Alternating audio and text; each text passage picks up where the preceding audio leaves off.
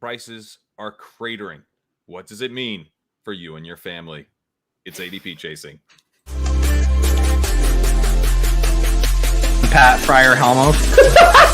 This is why I'm hot. Anita hand job. Fix your site. Jamar. Alpha play chase. Are you kidding me? Kadarius Toney? You can't handle the heat. It looks like we're finally at this point. You're right.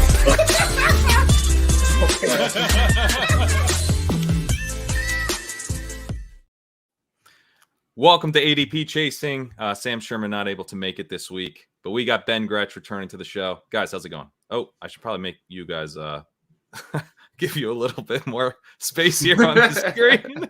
Man wins $2 million, stops uploading the audio for a podcast, and keeps everyone else in the smaller video just so everyone can really see how important he really is. Yeah. Also, yeah, at this point, we'll just do this. How you guys doing today?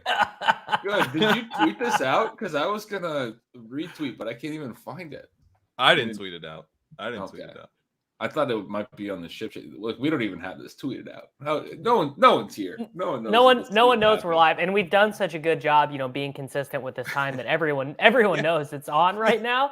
So, in other words, audio listeners, we're going to do a better job of describing what's on the chart because most of you are probably going to be experiencing this in an audio format, I would imagine. Yeah, we're really going to have to service the audio listeners on this one, or the replay watchers, the YouTube replay watchers. We really appreciate you. Shout out the replay watchers, the backbone of the creator gig economy. We do have some exciting developments on the ADP chasing front. One, we have like a real trend to talk about here with the quarterbacks declining in price significantly by like a full round from where they were at the start of the post-draft best ball period.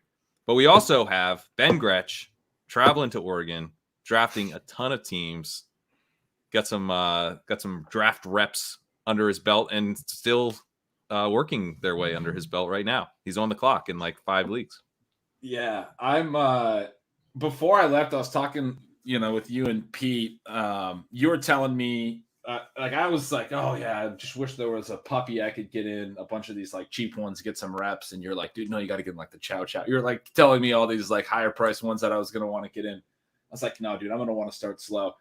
It shocked me how quickly my degeneracy kicked in, like having access to doing this on my own. It was like really fast. I was like, oh, dude, I can see why everyone loves Underdog so much, how easy the app is to use, all of it. Like, shout out to them, obviously. But I haven't had a chance to do this on my own phone myself. And I mean, it was bad. It was like immediately, like, I was like, I want to do this constantly. I'm already having withdrawals. Like last night, I was so mad. After I got through and up to date on all my slows. I'm in like 30 slows. I wanted to do a fast. I was like, I want to do a fast draft right now. I'm just sitting around and I can't do it right now. And it's really annoying, but it was a perfect time. I was just kind of chilling. Kids just went to bed. That's so nice. You have that. It is. That's when I do most of mine is like that hour before bed. Yeah, when you're just kind of hanging out, killing time. Like that's the ideal. And you want to time. do one. You're like, I'm actually like, I feel relaxed. I feel chill. Like I just want to do one draft because there's those moments in the afternoon sometimes where I'm like, all right, I'm gonna bang out 3 of these right now. I've been five tabling. I've been five tabling. Oh God. Yeah, and it's all just on the phone. So what do you do when you're five tabling? What are you looking at most of the time? Are you in a draft? Are you back to the? No. So the move is very simple. You enter. Normally what I do is I'll do 1 BBM, 4 puppies or 4 poodles or whatever the niche thing they have going on at the time is. Because I like to get that good mix of like, you want to always be pumping in BBMs, getting whatever the market is giving you at that time, and then still be hammering the snapshot contest. The issue is if you're doing one of the snapshot contests at a time, it's like, I don't know, negative 42 cents of EV like at a time in a puppy. It's just a negative return on your time. So I definitely like multi-tabling the snapshot stuff. The lower snake step. I'm not going to multi-table the chow chows like that, but the move is you just stay on this screen and you just monitor. But the key is the thing that you have to be. This is like how Peter is the sicko with like always knowing what the app is going to give him if he lets the clock go to 0.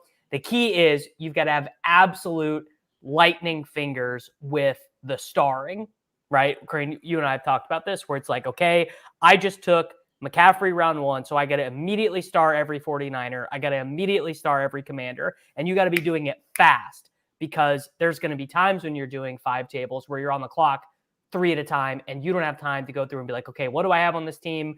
I need another tight end. I need, like, you got to have every correlating player starred fast.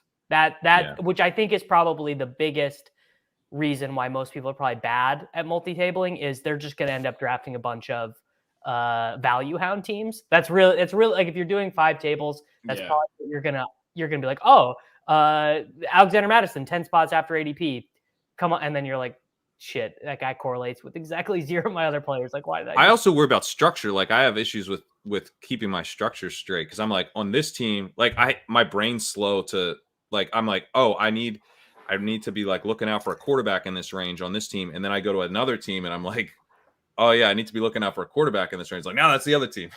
Like, what I default to on when I'm doing multi-tabling is I default to either elite quarterback or elite tight end.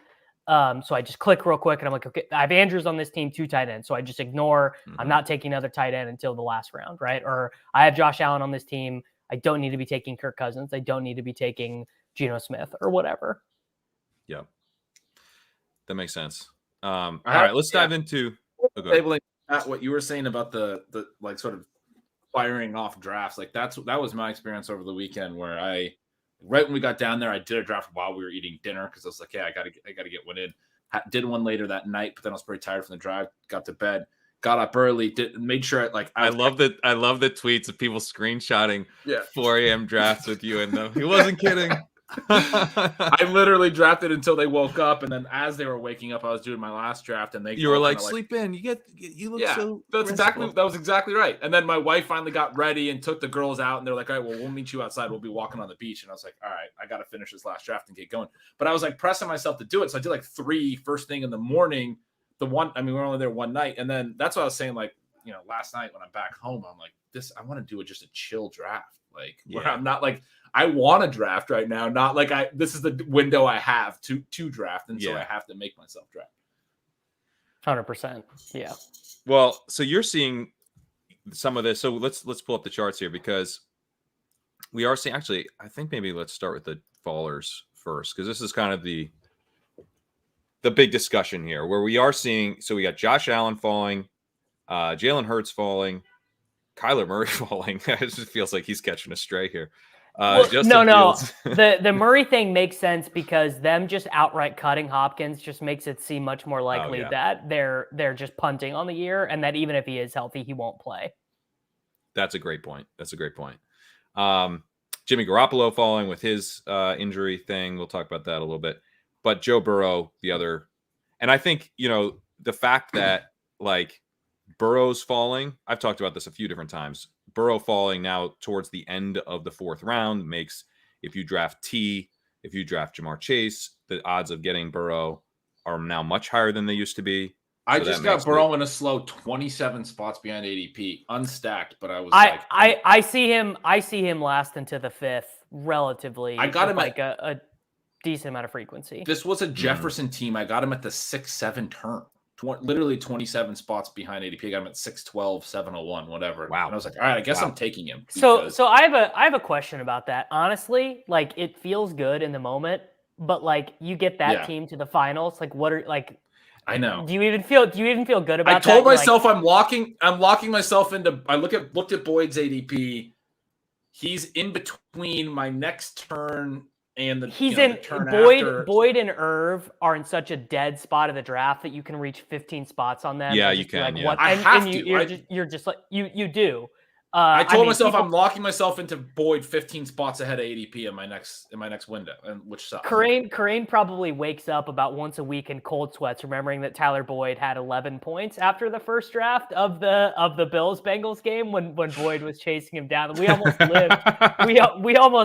we almost lived out the Tyler Boyd chasing down the winner of WrestleMania 3. I think he's still good enough, and we talk about I mean, if something were to happen to either Chase or Higgins and they miss time, I actually think I don't think that's real. I think we've seen do. Chase and Higgins both get banged up and miss time before. It tends to flow to the other one of Chase and Higgins because they're so good. Because Boyd is just who he is. Yeah, he's who he is. I still think Boyd would have the weekly spike week potential. I think he's got the weekly spike week regardless. He does right now. A Burrow now. team can win with Boyd, is what I'm saying. If one of those other guys is missing, Boyd can be the stack in a given week.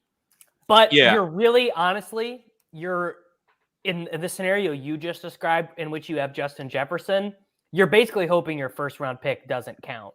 You're honestly, because I would say if we had access to this data from Underdog, which we don't, I would guess the most common wide receiver quarterback pairing in the whole of Best Ball Mania 4 will be Justin Jefferson and Kirk Cousins, and their ceiling weeks are 1-to-1 correlated. You are never, ever, in a billion years getting a 32-point Kirk Cousins game in which Justin Jefferson gets like 10. It is like the inverse is possible. Jefferson can have 30 points and Cousins can. That's the thing. You don't need Cousins. If you have Jefferson and Burrow, so again, this Cousins team at all. Burrow can smash Cousins and Jefferson can still go off. I think in the same week.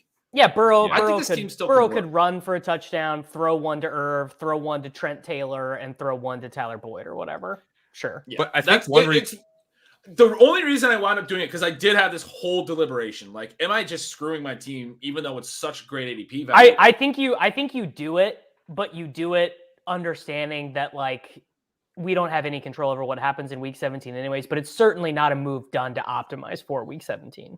No, I know this would have been too late for you to have such a unique combination of players I was able to get to. Sorry, Pat.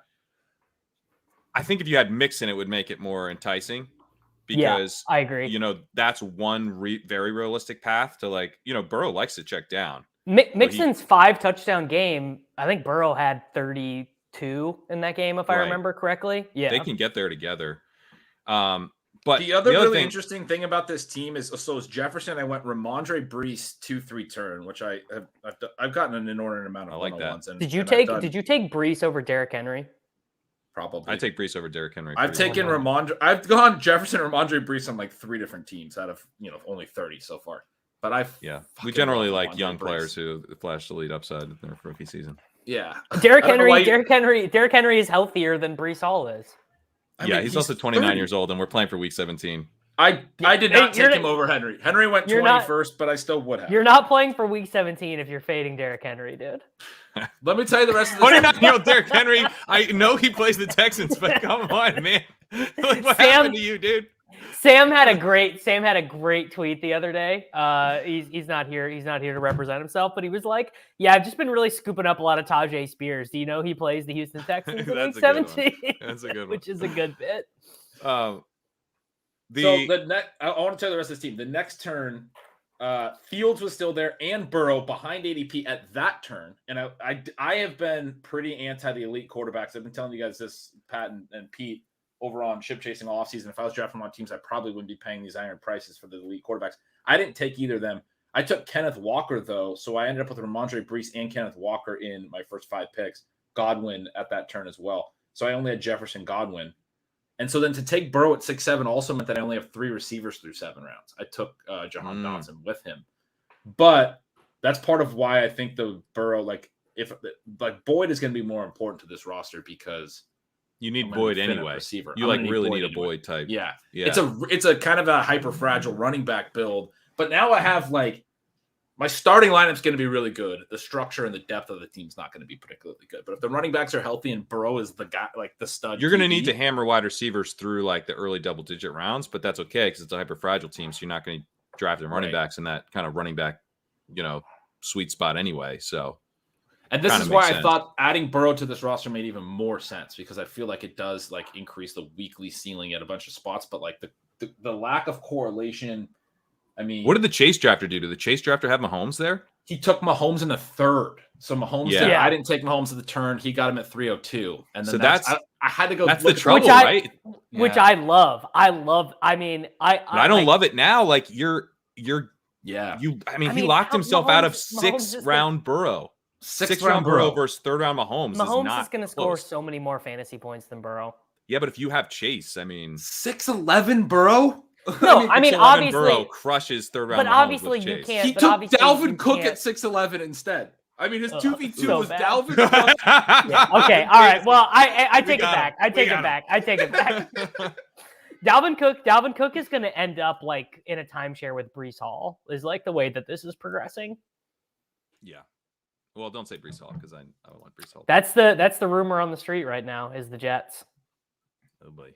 So 10-minute here says you can't bank on 6th round Burrow. One thing I'll say, anything past 503 is getting greedy. Yeah, it's probably true. If you were gonna take Burrow, you probably would have taken him at 503 anyway. That's fair.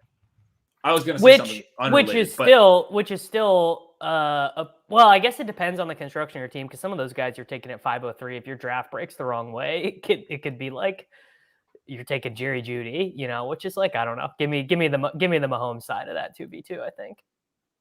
I actually do think it's 6'11". I would have been tempted to take Burrow because even as a Mahomes drafter, because you're like, this probably doesn't work, but my advance rate. Well, I'm advancing this team probably. It's the thing we always say, which is that elite or unique combos, like you can pretty much justify anything if you're like, well, it's a unique combo to get through And a huge ADP value to get Burrow there. Yeah. 100%. So Allen, Hurts, Kyler, Fields, Burrow, even Hurts sometimes falls. Really, I mean, Crane, we've been saying this since February. Like this just was never long term. This was never going to hold. Where these guys are going now seems about right. I think It's still very expensive. I mean, I still think there's a lot of good running back picks in the third round. Yeah. But it's like there is a pretty severe tier break on just because of the way fantasy football works now, where there's so few like very elite players. Like I think probably the last elite player in fantasy football is probably Tony Pollard, who goes at 21. No. Brees Hall, Ramondre Stevenson are in. I mean, they're in the same tier as Brees Hall is like not going to be playing the first month of the season. I think So, that's overly that pessimistic. There's I think no that's overly real pessimistic. Okay, evidence that he's gonna miss a month explain of the this to season. me. Explain like I'm 5. Brees Hall is running back 11 in ADP. Javonte is running back 29. Javonte had a multi-ligament tear. The team Right. is talking openly about him being back like a little bit later, them needing to have Samaje Perine as a big role to start. Is it just the Perine signing? The that P would signing make- matters. It's a multi-ligament tear. It's much more at risk of becoming a Dobbins situation than Brees Hall. Yeah, Brees Hall was an Carter and ACL tear Zonovan Knight only. were both really poor last year. I'll add this that Javonte actually has this. The Perine thing matters. He actually has a backup that was good last year and is probably a better running back than anything the Jets have, unless Abanikanda is really good immediately as a 5th round pick. And You know what? Brees Hall- I recant. The Perine thing just matters. Yeah. The other that's thing what is- it I would also say being Aaron Rodgers' running back has historically been very good. He throws to the running backs a lot. They score a lot of touchdowns. I think. And Brees what are Hall you was- getting in wasn't terms good of for AJ Dillon last year.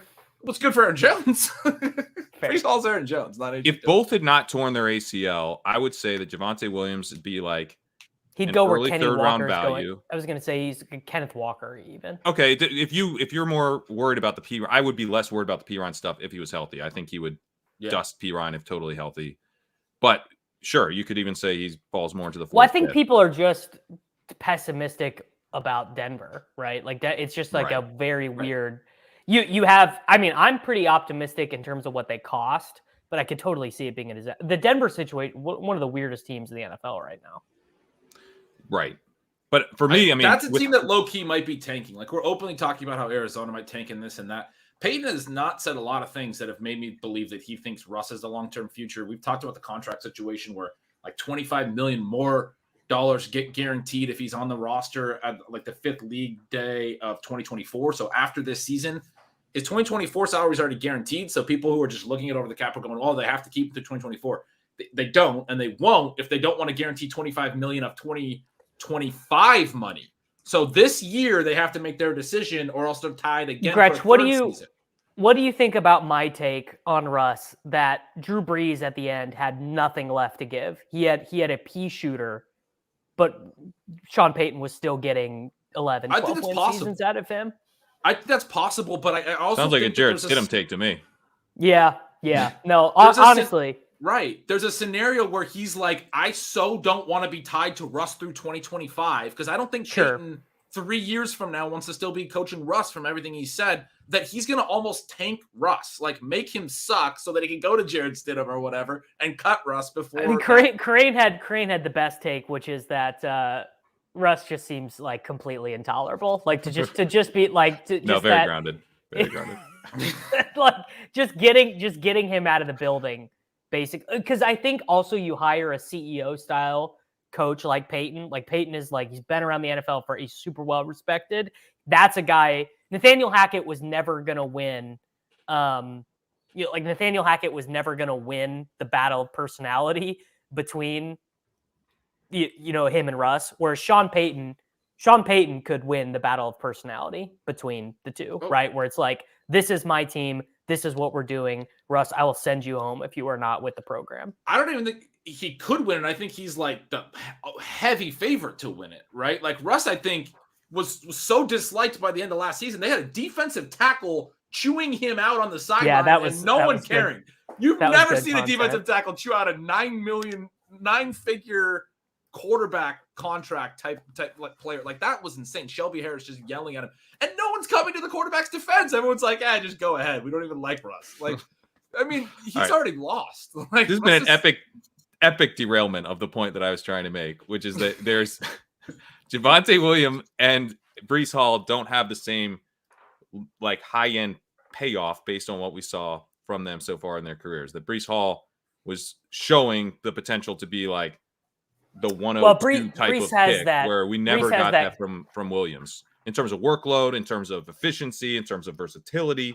We just haven't seen that ceiling yet from Williams. Which also was a tangent off Davis's point that there wasn't a lot of elite talent, and I was trying to rope Breece Hall. That's a double derailment. I think what was the original conversation? Quarterbacks. Because about quarterback. Because I think to me, this is why the show goes 3 hours often. Yeah, it goes so long. It is such a long program. I think all of Devonta, T, Henry, Jacobs, Ramondre, Metcalf, yada yada, so on and so forth. I think that's the tier break.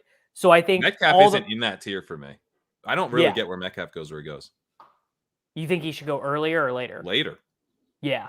I mean, I think you're probably, it's just like, I don't know, to me, if I close my eyes, I'm like, it's week 17 against the Steelers. DK Metcalf has 180 yards and 4 touchdowns against Lockett's the Steelers. The guy who's actually spiked for bigger weeks. Metcalf's Lockett is like the best. Dude. He's like the best value on the board right now. He's a great value. Yeah.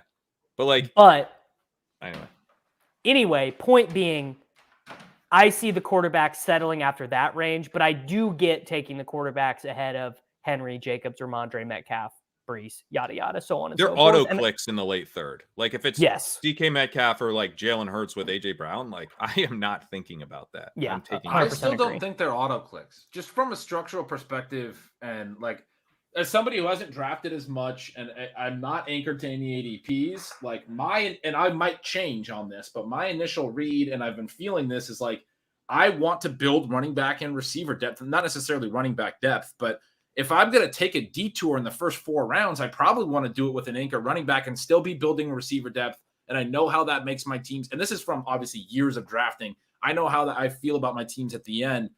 Does that mean that I'm going to be right? Not necessarily, but I do still feel that way at those prices. What it does for a build, having done hundreds of drafts over lots of years, I don't like it. Like I want to be taking now. I'm doing 30 slows, and I'm only in like the 4th and 5th on the most advanced of those slows. I only did 5 fasts, so I've only finished 5 builds, and a couple of those fasts, my quarterbacks ended up being so bad that those teams are probably dead. So like I do get that, but I think the way to win is still you get maybe it's a 3 quarterback build, but you get a floor at quarterback late, and you have enough depth at the other positions, because that's where you differentiate. Like, yes, last year the top quarterbacks differentiated. Yes, it seems from a profile perspective that they will continue to.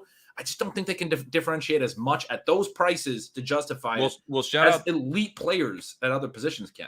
Shout out to Sam Hoppin, who put together a really good article on 4for4. You guys should check out on the quarterback prices. He simulated out last year's ADP So he said like, all right, let's dive a little further than just looking at like how these actual teams performed. Let's take the quarterbacks from like who were drafted in the third round and let's move them to the second round and then like replace them with a player selected in that range in the third round and sort of like see how last year's results would have worked out with second round ADP prices. And the results were like pretty startling. Like it's even with last year's results, which were most likely an outlier season in a positive way for the elite quarterbacks, it still hurt the advance rates of those teams quite a bit. It was also an outlier harder season to advance in terms of ADPs. first and second round success rates from non-QBs, and then third round was like a little worse, right? Like we had a lot of. Remember last year we talked a lot during the season about like all the points are coming from guys picked in the top 25 picks from the non-QBs, right? So if you that's fair too. Maybe that second round opportunity yeah. cost looks higher than usual. But yeah, and my feel right now is that the third round still feels like pretty strong opportunity cost.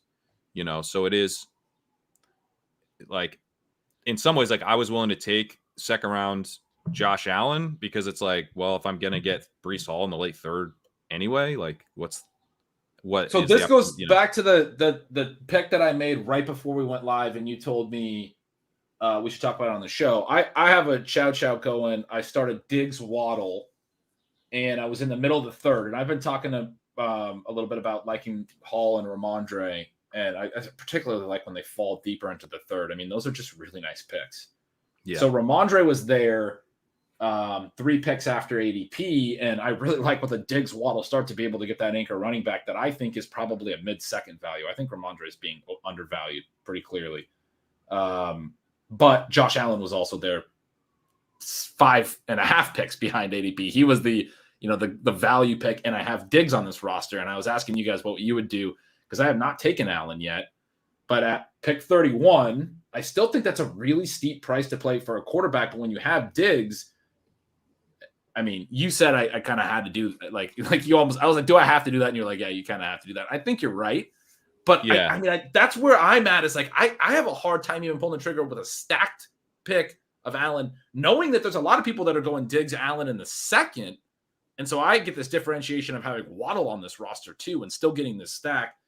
But I mean, just from a structural perspective, to give up Ramondre Stevenson at 307. I don't want to be taking a quarterback over a running back in that spot. What are you guys' thoughts on that? I did take Allen. Yeah, for me, it's partly that was a chow, right? Yeah. So you're getting the best price on Allen, you know, maybe there was some very late third round Allen or something, but for the most part, that's one of the better prices that you'll see on Allen stacked in the entire tournament.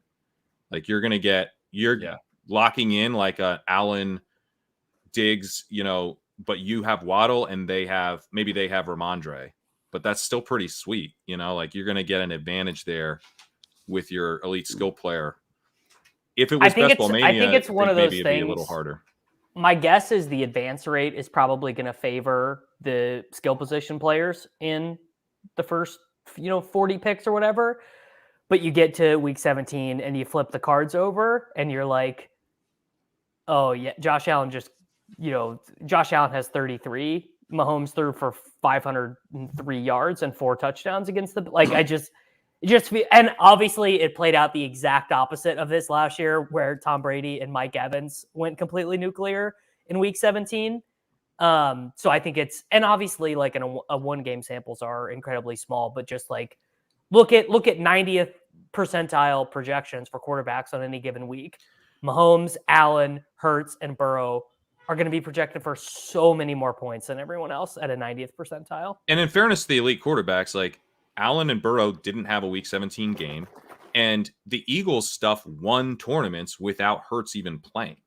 So like, was that Hurts the week they played? The yeah, they the Saints game, right? Yeah, the Saints game. Yeah.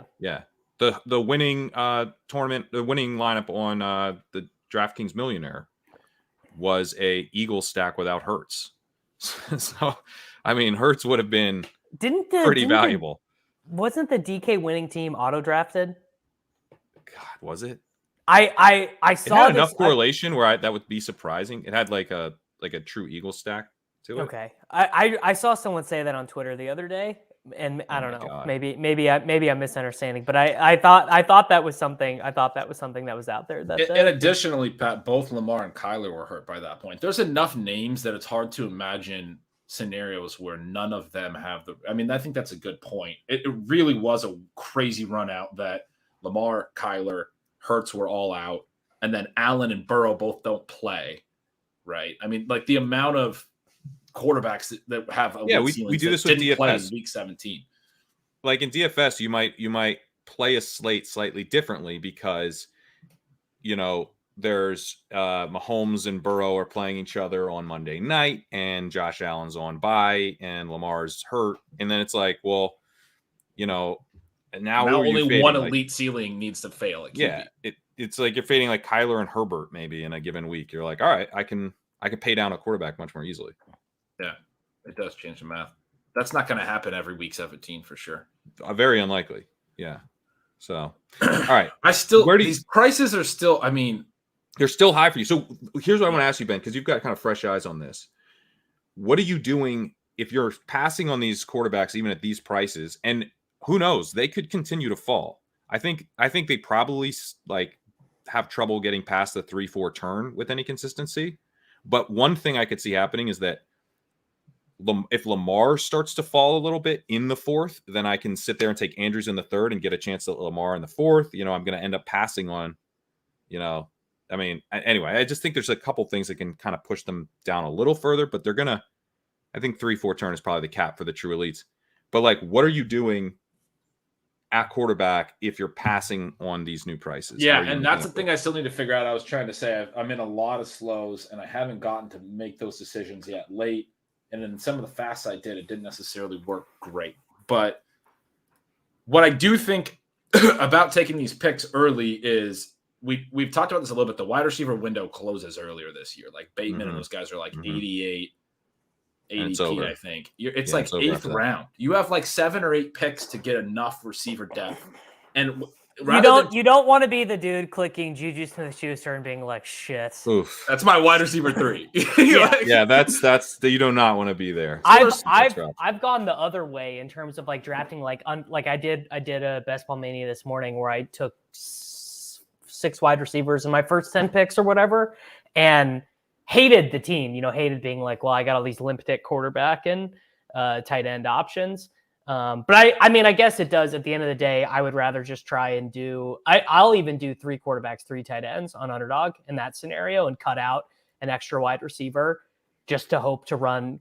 Because really, you could take in a normal distribution, you could take 3 tight ends who score between, let's call it 120 and 160.5 PPR points. But if they layer perfectly, if they just, for whatever reason, over the course of 17 weeks, happen to completely layer their spike weeks perfectly, I mean, obviously you're still losing to Kelsey and Andrews and Hawkinson, but you're not getting completely dusted if you're getting 12.5 points per week or whatever. Right. And so I think this is the I try and rescue it that way. To your question, Pat, about what I'm doing, this is a big thing where I do have some definitely some 3 QBs, 3 tight ends. I've been trying to hesitate from doing both. I did 5 drafts. So I'm trying to pull it up. One was 2 with Derek Carr. I hit a couple QBs in a little bit of a later window. That was a Tyreek Olave start, so it was nice to get both the stacks.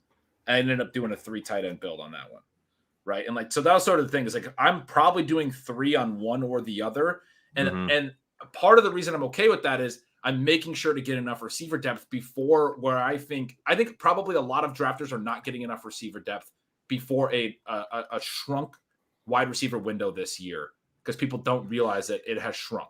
I'll tell you, there's too many detours, and you have less availability for detours in the first 7 or 8 rounds this year than I think people realize. I still want to get an elite tight end if I can, and I think there are really good running back prices early, right? I'm just talking about Ramondre and Brees, and I want to make those picks. I don't think you can take 3 or 4 early running backs in any scenario, but a couple and then build out running back depth later. You can still have a really good running back room. You have to get the receiver depth, it feels like to me, before round 8. So, yeah, I mean, that makes it really tough to justify those early QBs for me. Yeah, and I think it's possible that because all the wide receivers are priced up, that teams that only have 4 through 7 are going to feel a little weak. Like I think it's one of those things where the wide receiver pricing can go both ways, where like you want to maybe figure out ways to counter it, but also I do think there is kind of a wide receiver dead zone. Like to me, the Hopkins, Watson, Keenan, Judy, Mike Williams area is a bit dead, but then it comes back alive again. I don't think it's dead. I think it's flat. It comes back alive again to me. Godwin through, honestly, all the way through Dotson, a wide receiver 40. I like Dotson, yeah. So I've ended up with a bunch more than I planned of Jahmyr Gibbs, Kenneth Walker, Aaron Jones, J.K. Dobbins, Joe Mixon, because I'm like, well, I just need a running back here. These wide receivers are flat to me. Yeah. I'll take whoever I get. And so it's not even like, oh, I can't wait to click the button on Kenneth Walker because I don't love Kenneth Walker. But here, let's check my exposure. See, I'm not doing a ton of that because I feel like it gives me, if I take a wide receiver there, even though I kind of don't care who, then I can like take a running back in the 8th round or 9th round or 10th round, and I love those picks. And I hate the wide receivers in like the 10th. Just hate it. This is what I want to do. This is the biggest thing I haven't done yet, but I want to be doing. Lovestar says I've built some really strong teams lately, going 6 wide receivers to start. I don't know that I have all wide receiver starts just because of where I'm like at in. I got a lot of 101. It's harder, right? Because there is running back value. Like that is just true. There is more running back value in round 2. I know I got a couple 12s, and I know one. I think I've only threw 4 picks, and I started receiver. I don't know which of the two. I've had a couple late picks where Amon-Ra and Garrett Wilson and Adams and Lamb are all in that range. And then I got DK and Debo at the 3-4 turn. I know I started 4 straight receivers from the 12 slot. But I mean, if you get that type of receiver depth, you can go back to like the old school, like purest, rawest 0 RB, even without any kind of other detours. Just get so much receiver firepower before like the 8th. I mean, maybe you want to take a tight end detour or something. You probably do. You probably want an elite at one of the 2 onesies. One of QB or tight end. That's true. But I think you can still build a really strong 0 RB room starting in like round 9, like a really good one from that 9 to 12. Really strong, really strong. Like I have a team that's it was like Rashad White, Cam Akers, Damian Harris, and like a Jalen Warren maybe. And I was Damian Harris, if things break right for him, he could just be like a round 3 pick next year, honestly. Yeah. So I was looking at that team, and I had a choice between Devin Singletary and Marvin Mims.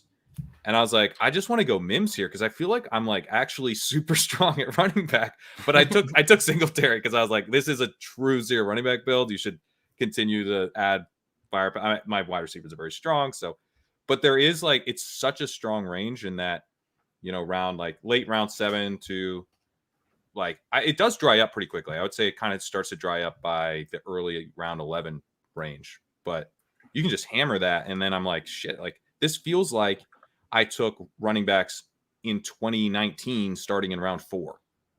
Right.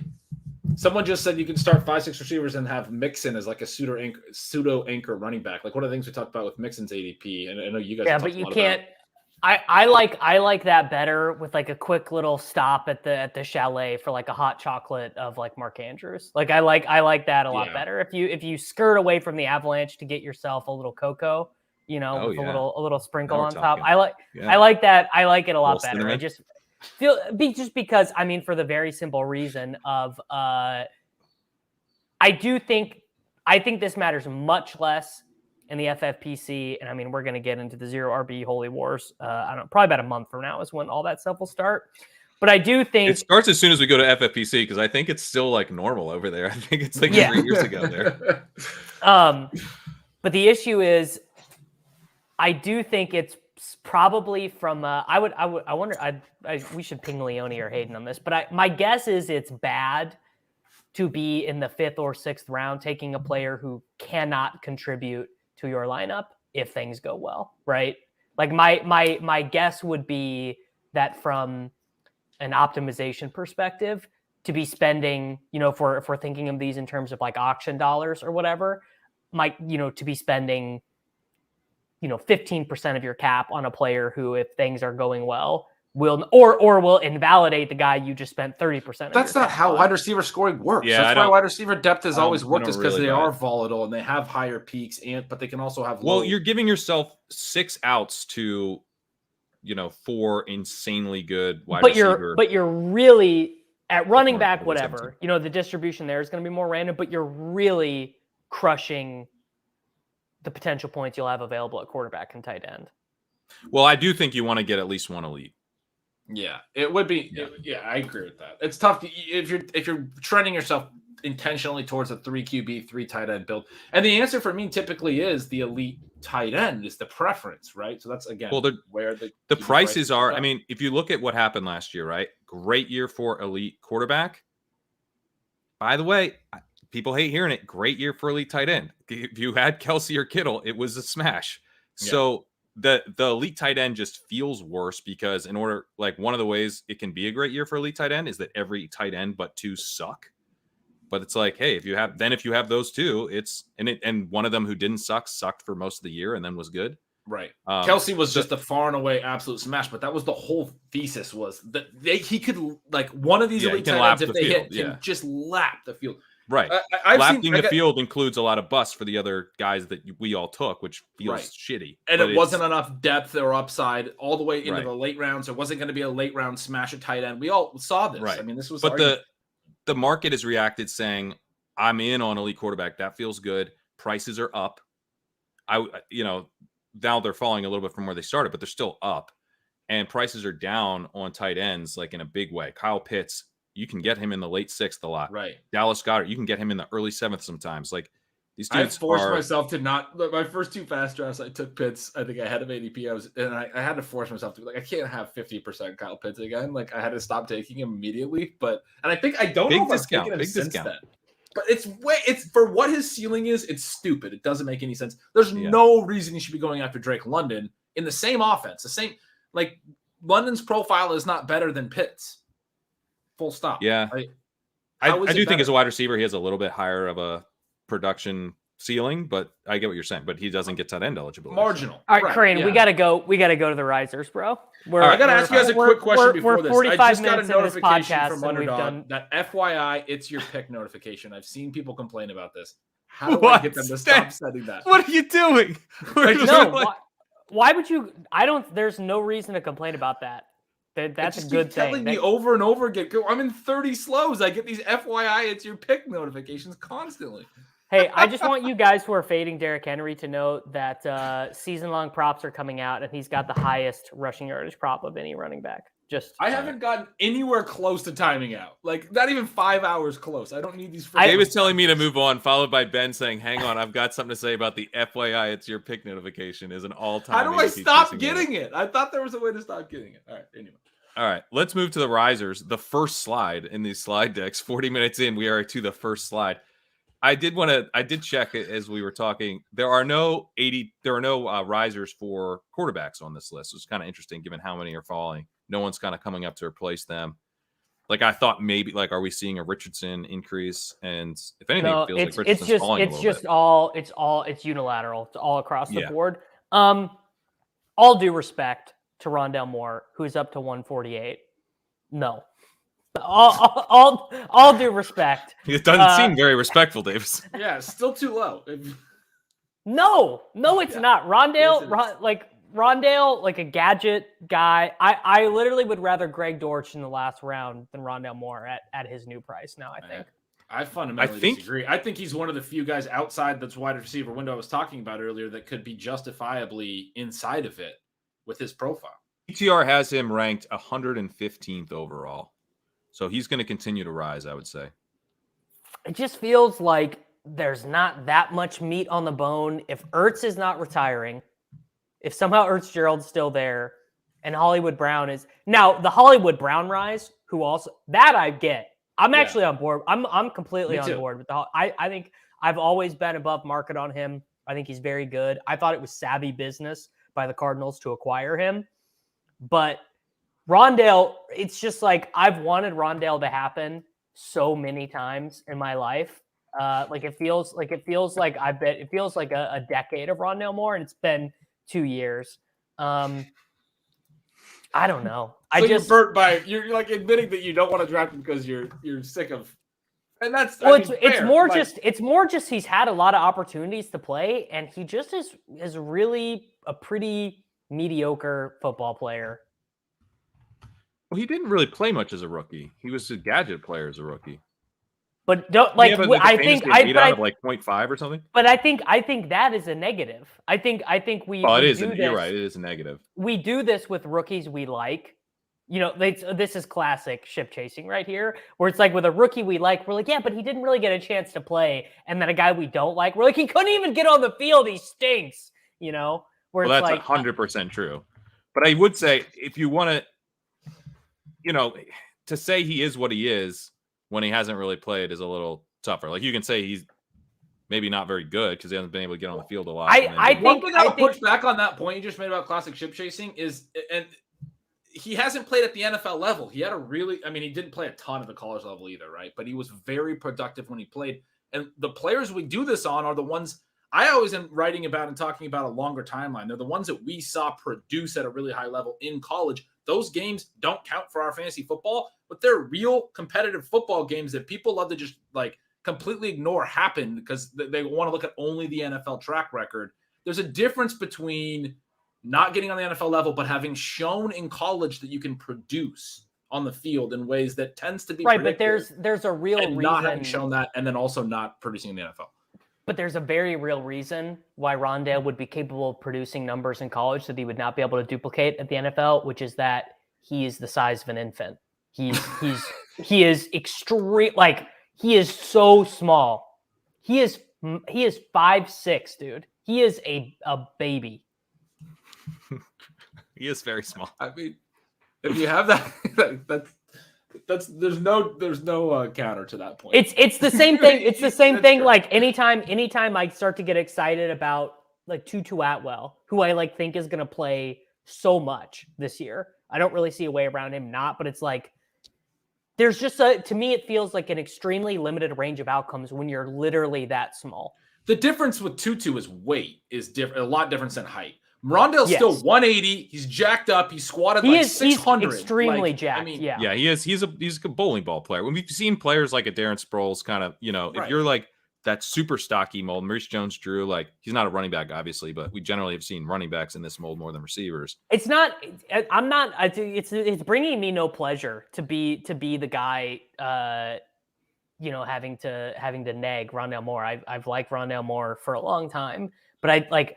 The range of outcomes for Rondale Moore on the worst team in football with Clayton Tune quarterbacking, like kind of the thesis with Rondale was always like, yeah, well, the cliff, it's the horizontal rate, and Kyler's like, you know, running around doing stuff like it was all sort of tied, and now it's like no one knows. That's part of why I kind of like the Rondale play is it is going to be a shit show and they're going to need something. And it's like also like pew, explosive. Tutu Atwell got some run last year when it became a shit show. We've been promised explosive. Like, let's just start chucking the ball downfield to Tutu Atwell and see what happens. That's why I'm drafting Dortch. I'm drafting Dortch for the true shit show, which is that it goes so sideways that they build the entire offense out of 4-yard passes to Greg Dortch. If you want to, no, Davis, you need to open your third eye on the shit show. If you say Michael Wilson to me, I'm like leaving the stream, dude. I was gonna say Michael Wilson. I mean, no, Michael third Wilson round receiver, right? Michael Wilson is made up, dude. Michael Wilson was like a New England Patriots psyop. They brought him in for a top 30 visit. He's like a 5-year special teamer at a school that doesn't throw the forward pass. Davis, if Michael Wilson went in the 7th round, you would be touting him nonstop. He's literally Jeff Janis athletic. Yeah, is he really? Yes, I was just typing that in. What was his RAS score? His RAS is fucking awesome. Yeah. Jeff Janis was really productive, though. People forget at Saginaw Valley State, dude. He was putting up records. People do forget. That's true. Saginaw Valley. Speaking of like Zapruder film level stuff, we got to get Trey Lance on the largest ADP fallers, dude. Did you guys see that clip of him missing that throw in 49ers camp? No. It wasn't that bad. Yes, it was. All right, I'm gonna pull this up. How do I find this? The drill is one where he's working on throwing off platform with his shoulders not square. And the whole reason you work on that is you can sail throws, and he sails the throw. And it's like one bad rep when your shoulder is completely open is not like, I was actually encouraged by his mobility. His leg looked great. His leg? Totally. Yeah, so he's moving around a bunch, and then throwing. he throws, and the coach does look very dejected when the ball goes away over his head. Like, I get Davis's point for sure, but I mean, like, you can make anyone look bad. Not anyone, but a lot of quarterbacks look bad with that drill, I think. Here we go. Oh, the leg mobility looks great. The audio listeners are really missing out right here. And then he just come on, look at that coach! Look at that coach collapse! Gretch, there's no way you can sell this to me as not a big deal. No, it's a little bad. Oh no! Look at the coach collapse. The coach collapsed. He's like, the coach can't believe it. He can't believe it. But I mean, look, his shoulders are so unsquare. You're right though. Look, the guy points when he has to throw, so it's not up to him of when to throw, right? He's like, throw now. And it's the whole point is off platform. That's a Mahomes throw. They're trying to get, you can throw when you're rolling left, back to your right. Like, we want you to be able to do this. Obviously, he didn't do it on that rep. Right. That's one rep. You know who'd be able to make that throw? Sam Darnold, most talented thrower in 49ers history. Have you seen the Anthony Richardson throw? Yes. It's not a great throw, but it's pretty fun. I mean, are you talking about the one where he is like literally running around for like 17 seconds and then throws it into a net? Yes. And starts dancing. He's like, yes, I finally hit the hole for the first time in my life. It's such an easy throw. Doesn't tell us anything. No, yes, it does, man. It tells us everything we need to know. I tweeted that meme the other day, like the Drake meme of like Bryce Young throwing against the air. Not interested. Anthony Richardson throwing against the air. Very interested. Extremely interested. I'm extremely interested in this throw. I mean, this is. Look at him. Look Watch how excited he is after he throws this. Like, this is the first time he's actually hit the target. Ooh. Look at how pumped he is. Yes, I love it. I love the celebration. The air guitar. I mean, this guy is going to be a star. He almost looks like a soccer player. Like, he's so like coordinated. Yeah. Like not like a little baby forward like Messi, but like a center back, like one of these guys who just got these extremely long strides. I cannot wait. Oh wait, hang on. I have another Ryan just sent us in. Are literally the same person, and you have a completely different Oh no, hang on. I got another one for us. Is it the one where Bryce Young looks like he's about 4'6"? No, Ryan DM'd me another Trey Lance one. I haven't seen yet.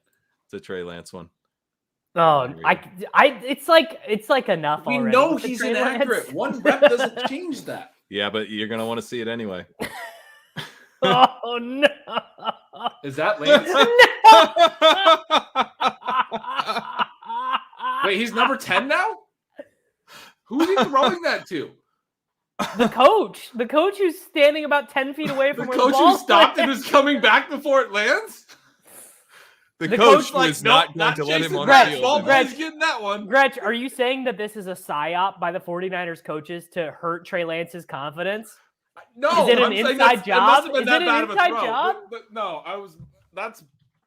poor film quality, but I was kind of making fun of Lance. Wait, Trey Lance is number 5. Who is that? That might be. Is that Darnold? Oh God, yes. Oh God, please. Is that Darnold? Who is it? No, 10 is Jimmy. Or was Jimmy. It is Jimmy. How long ago was that? Jimmy? That's what I was thinking immediately. I was like, did he change to 10 because Jimmy left? Okay, that's the chat saying. We just got psyop. Thank you. We just got psyop. You idiots got psyop. Hang on. But what does it say about Trey Lance that we thought that was Trey Lance? Right. It does. I mean, confidence. Thought it was Trey Lance. My confidence meter. Consumer confidence in Trey Lance is at an all-time low. I mean, it is. Because the big thing is no one. I don't think anyone believes. Crane, we talked about this last week. Obviously, we talk about Trey Lance every week on this program. I don't think anyone actually believes in the thesis that you outlined either last week or 2 weeks ago, which is that he starts the season and actually plays well enough to keep the job. I don't think anyone is drafting him that way. I don't think anyone believes that. Well, then, like, what's the point? What's the play? There is no point. The point is just to take Purdy, which I do. You're saying no one thinks that Lance can start all season? No, I don't think. I truly think that people believe that the only way Lance starts is by default. I don't think anyone. Yes. We've stopped sharing the slides. We are only looking at slide Twitter back of up. the wrong Put- players. Right. Put the slide They want back. Sam Darnold is what they really want. Here, I got a third video of Lance and Darnold side right now. by I am the side. Trey Lance of hosts. All right, go ahead, Ben. I will definitely bite at a third video. I don't know how to send it to you. DM it. ADP chasing. Throw it in the chat. Or private chat it. The chat. There's almost more ways in the history of the universe. Like right literally, now than there's I like ever if been. I like when I need to message sent it to you Corain, in it's like Discord. how do I even choose? How do I even choose how to send Corain a message? I can just present too. Like it's different for me because I have the presentation capabilities. Yeah, you could just present this if you would prefer, but I'm about to pull it up. Okay, you do. All right. So this is another video. This is And- Lance Do we have Darnold now? and I'm Darnold getting- side by side throwing motions. I'm getting confirmation that this is I not have to drive Jimmy G. across state lines to send you a link. This is one of my favorite. This is I definitely got it. not Jimmy G. We have confirmed. So it's both their throwing motions. My point is Lance does this drill and throws a good ball. That's going right to the guy. So look, there's a one good rep. They actually look pretty similar. Lance's throwing motion, it's so lateral. You know what I mean? Darnold's throwing motion looks better for this drill. He stays wide. Lance has to turn his body in a way that he's not supposed to for the drill. He's incapable of doing the drill. Well, Lance confirmed as good as Sam Darnold. So what could go wrong? Yes. All right, let's get back to the charts here. Any other Why risers? why is Hopkins ADP up? There's only one spot he could go where his price would be better. I thought that was Right? weird too. I I've had disagree. a hard time clicking him so far. Okay, where are Hang the on, spots hang you on. would go where you'd like him more? If he goes to the Chiefs, I mean, it's an absolute smash that you're getting an ADP value. Yes. So, you want to price that in a little bit. At 38, how high do you think he gets? I think you would go to the 2-3 turn. Maybe, but that's not Yeah. that much. You think there would be any 38. corresponding fall from Kelsey if he gets pushed up that high? A little bit, yeah.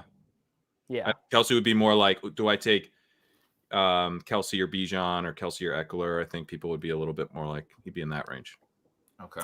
All the Elijah Moore riser is just because people had the same instinct I did, which is they get to that range of wide receiver and they're like, I'm not clicking Odell Beckham. I'm not clicking Juju Smith-Schuster. I'm not clicking any of these. It has nothing to do with him. It has nothing to do with his Yeah, he should be falling if anything because Hopkins.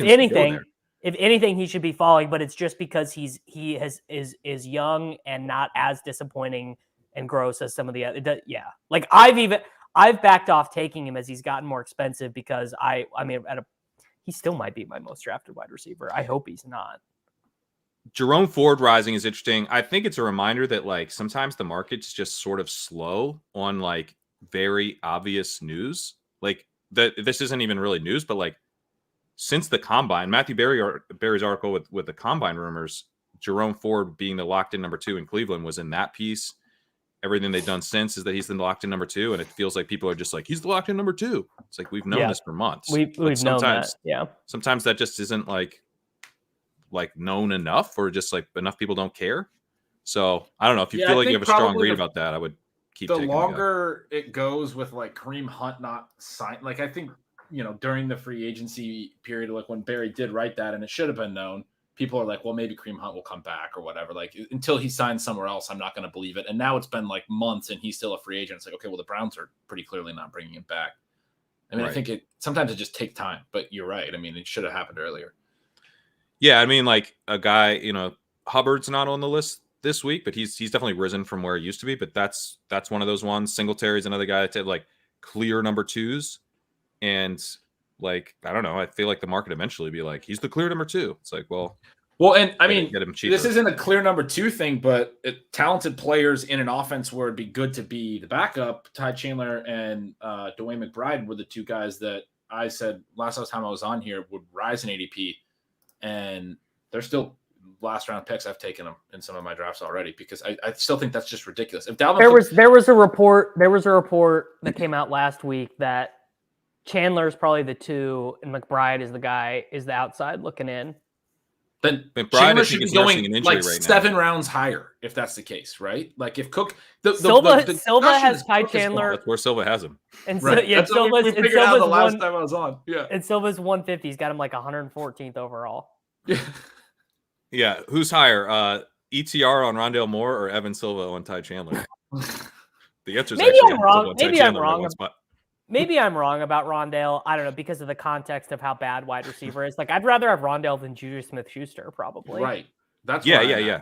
It's a bet worth making. so I don't gross. think the likelihood of it hitting is high, but it is a bet worth making as opposed to Juju. Like, is that even a bet worth making? But Like, 18th round Greg Dortch, though. I can't sell probably you. also a bet worth making. I kind of like it. All right, let's go. Any other fallers we should? Yeah, why talk about? why is Josh Downs falling so much? Because he should have been going here the whole time. Yeah. He's a 3rd round pick. Did people just got really excited about like the first day of rookie OTAs, and they were like, I got to take Anthony Richardson and Josh Downs together? No, it's that. Wasn't he high pre-draft? That's what it was. Is that his price never corrected post-draft? Like he was thought like maybe he's going to be a late 1st rounder at first, and then it was like, well, maybe he's more a 2nd rounder.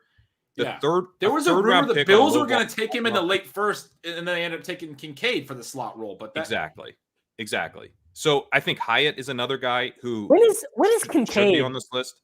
When is Kincaid going to be on the fallers? What are we doing with Dalton Kincaid, everybody? I don't know. They're coming. He's not out on the there risers like, at least, right? Yeah.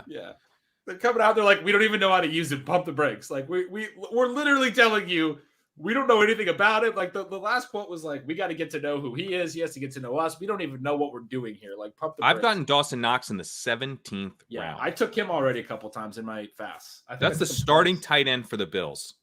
That's an easy one for 3 tight end builds. Like that's an easy one, right? Easy. Now. I think you can take him. I was going to say you could take him as a backstop to Kelsey or Andrews or Hopkins. No problem. I think you could take him to a backstop to Njoku. Like if I have Njoku and Dawson Knox, I'm okay. Do you guys find yourself taking David Njoku because you're sitting there on the clock in the 9th round and you're like, all these other names make me like actively ill, so I'm just going to take David Njoku?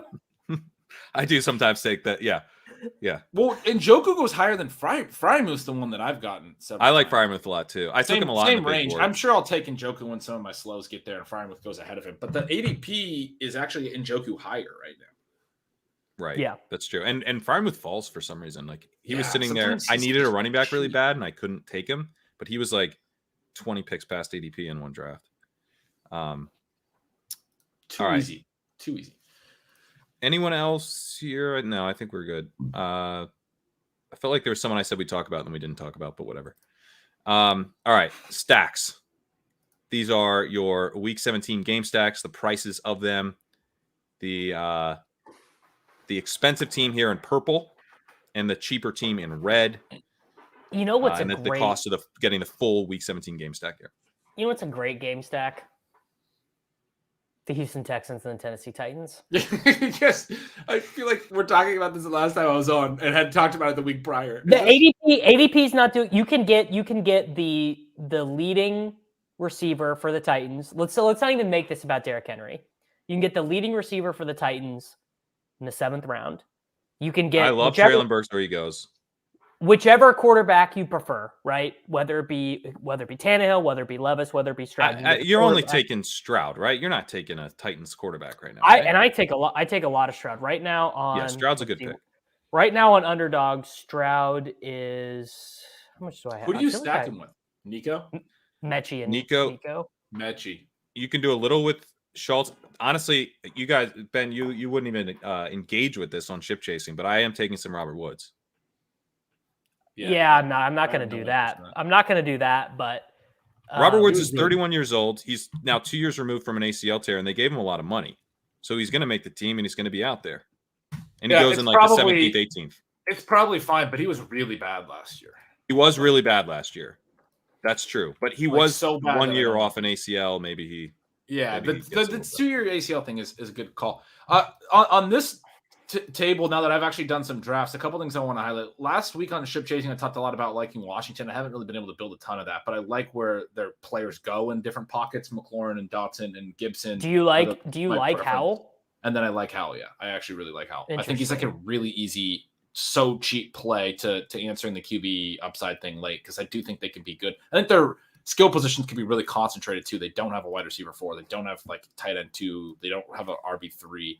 So like they could be like Jacksonville in that regard, how they became really concentrated last year. Like everyone, same guys are running every route, same 5 skill players. But what I like about it, and the reason I want to highlight it also, the Washington-San Francisco thing, I have a hard time clicking just generally some of the San Francisco guys early. It's pretty steep price, and you're worried about like, oh, what if Trey Lance is? I love Debo. I love Debo's price. I do like Debo, and I've been taking a decent amount of him. But like to take Debo or Kittle or whatever, one of the reasons I like the Washington stack even more is it gives me a reason to like take those guys. I'm like, well, this is great. I can do a backdoor Washington stack later, and I'll have a one-off, you can San Francisco early. I kind of like why would you not just take Purdy? Yeah. I think it's a decent idea, and I think I will in some spots. I've actually taken one Lance. I don't think I'm doing it enough. I think I need to take more Purdy. Yeah, I think Purdy does make sense. I had one that I had Debo and Kittle, and I ended up taking Lance late on a 3 QB build, and I was like, I should have taken Purdy. It was a fast draft, but I should have taken Purdy. But so the other one I want to highlight was Seattle-Pittsburgh. Similar vibe where I don't know if I love Metcalf, but I like the Walker price. I like the Lockett price like you guys were talking about. And then Pittsburgh's a really easy one to bring back on the cheaper side. My point I'm trying to make is you can make the expensive play on some of these like concentrated, more expensive offenses, and they have a really nice, viable, concentrated, cheap bring back. You don't even need to do a full game stack, just a correlated play with Pittsburgh. You can do them in different areas of the draft. I did a lot of Seattle-Pittsburgh, man. That's when I hit Freiermuth coming back, or Pickens is in that range where you're running out of receiver value, or even Deontay Johnson's a really nice value. The ADP lines up really nice if you're on the back end, because you can get both JSN and Lockett. You could have gotten Metcalf there. Deontay will sometimes fall all the way to the end of the 7th. So it all just kind of works. Yeah. I have several of like those combinations so far. But I like these ones where there's like one expensive concentrated offense and one really cheap offense. Oh, Minnesota Green Bay is another one. Like I think, Pat, I uploaded your ranks and shuffled them around. The player that I might have shuffled the most was Romeo Doubs. You're really low on him. I don't get it. I like him too. They're saying Jaden Reed's going to play slot. They've talked a lot about that. And all of the offseason stuff I've read has said Doubs is like, it's Watson and Doubs as their 2 receivers. And then Jaden Reed's going to try to compete with that. They're talking about him like he's a starting receiver. And he was really good with Jordan Love in the preseason last year. He's cheap. Like to get him outside the wide receiver window and as a correlated piece with like a Jefferson team or an Addison or a Hawkinson pick, I really like taking him to add to my receiver depth when I like don't get enough. He's a guy that you're like, I wanted to get your thoughts on him because you're kind of low on him on your ranks. Yeah, I am somewhat low on him. My issue with Dobbs is that he wasn't bad last year, but he wasn't particularly good. And they just drafted a 2nd round wide receiver who they are saying will start in the slot, but they also mentioned several times in the post-draft press conference that they don't view him as a slot-only player, that they think he can play outside. And if he does show that ability, it's coming, I think, directly at the expense of Dobbs. Just how good Watson, I mean, not only was very good as a rookie, but has the draft capital behind him and adds an element to the offense that is very valuable with that deep speed. So I don't think anyway, how does he come off the field, compared to Dobbs? So I think Reed. That was my early concern with Dobbs, but all the stuff about Reed playing the slot seems like really ingrained. Even Reed's like, I'm going to be playing a ton of slot. Oh, yeah. He'll definitely start in week 1 doing projections. I would lock in Dobbs for a full slate of routes, playing in 2 wide receiver sets. The issue is like, is he even that good? And does that disappear by the end of the season? Sure. And now it's like, I have Jordan Love's wide receiver 3. I'm just not that into it. So yeah, that's my concern. That's a fair concern, but the price maybe Jordan Love is awesome though. Have you thought about it? I actually do take some Jordan Love, but I I'm like gonna taking take some Jordan Love too when I get into some more of these things. I like taking with Reed as kind of the Reed comes on down the stretch and kind of supercharges Love a little bit, and the offense gets a little more fun. And Reed's the cheapest. So to me, I'm like, I get who's the wide receiver 3 by the end of the year. I would say, I mean, maybe I'm overly confident in Reed's ability to get on the field, but I would put it about 50-50 of who the wide receiver, who the number 2 outside wide receiver is by the end of the season. So give me the cheapest bet on that. I can see it. Yeah. I mean, I think Dobbs is good, and Dobbs answered he had shitty draft capital, but he also got on the field and was playing and helping them score points right away. I don't know. I feel like that counts for something. Yeah. Although maybe it doesn't, because then they just spent a bunch of second round picks on tight ends and wide receivers. Reed is cheaper than Dobbs, but it's only 21 picks. I was just looking up. I mean, Dobbs is pretty cheap, man, for the fact that he's gonna almost certainly, like you said, play a lot week 1. Reed could get brought along a little bit slower. I still like Dobbs' production profile in college more too, even though he wasn't great in year 1. He did draw volume in year 1, just wasn't good from an efficiency perspective. Yeah, they both have kind of interesting, not perfect, but kind of you can squint and see it production profiles. Yeah. But the draft capital just so much better for Reed. I think if he's flashing, he's going to get chances. Yeah, I know. But day 3 thing for Dobbs does I would like the Rams Giants game if it was in Los Angeles, but it being in New York, I just feel like we're going to get 27 Cam Akers carries. I got a lot of 105s and in that range, and ended up with a lot of cup teams, and a couple of them were fast drafts, I think, already. And I didn't want to pull the trigger on any Giants players late. I think it's really hard. Well, I like it because you can backdoor it. You can do Hyatt, Stafford, Tutu, whatever. I mean, there are a billion guys, right? Hodgins could be your guy. Wandale could be your too guy. Many. Well, right. No, I think that's this what is allows you to backdoor it. Yeah. And I think the market it's a tough bet to make on the Giants, particularly. There's so many names it could be that I don't I bet one of them hits, but what are my odds of being right here? It's a low probability bet, it feels like. So this is potentially going to be a very bad week for me if Dalvin Cook signs with the Jets and DeAndre Hopkins signs with the Giants, because I have heard Giants fans being like, we should sign Hopkins or whatever. No way. Why would he do that? I know. Well, they would do it to just ruin this take, which is that I think Isaiah Hodgins is a cut above the rest of the Giants receivers because he plays the X for them. He's going to be he's the bigger bodied, reliable guy in the intermediate area. They don't have anyone else who does that. I believed with that. Darren Waller. I just did their projection, and I came to the idea that they're going to play Darren Waller at X a lot, and they're going to play Bellinger in line, and they're going to do 2 tight end sets. They did it a decent amount last year even. They didn't even have tight end depth. I think Waller's. Do you think Darren Waller's playing the X? I mean, he's never done that. Buddy, what do you think his position in college was? Well, I mean, maybe 10 years ago he did. I got it pulled up right now. He's played at least 20% of his snaps out wide every year of his career. I don't know if that's all X necessarily. They're coming to arrest you against for press doubting coverage. Darren Yeah, Waller they're right now. He's big and fast. He can definitely play against. He was literally a Georgia Tech wide receiver, dude. He was Calvin Johnson in college. He played the same position, same coach. All right, Darren Waller beating press. I'm sorry. I mean, I don't know if he's good against press. I'm not making that case. Isn't Darren Waller the biggest candidate for dude just got paid, got traded out of a shitty situation? He is just going to chill balls as a 31-year-old in New York. I could really just see Darren Waller playing 8 games this year. There's Kenny Golladay vibes here for sure.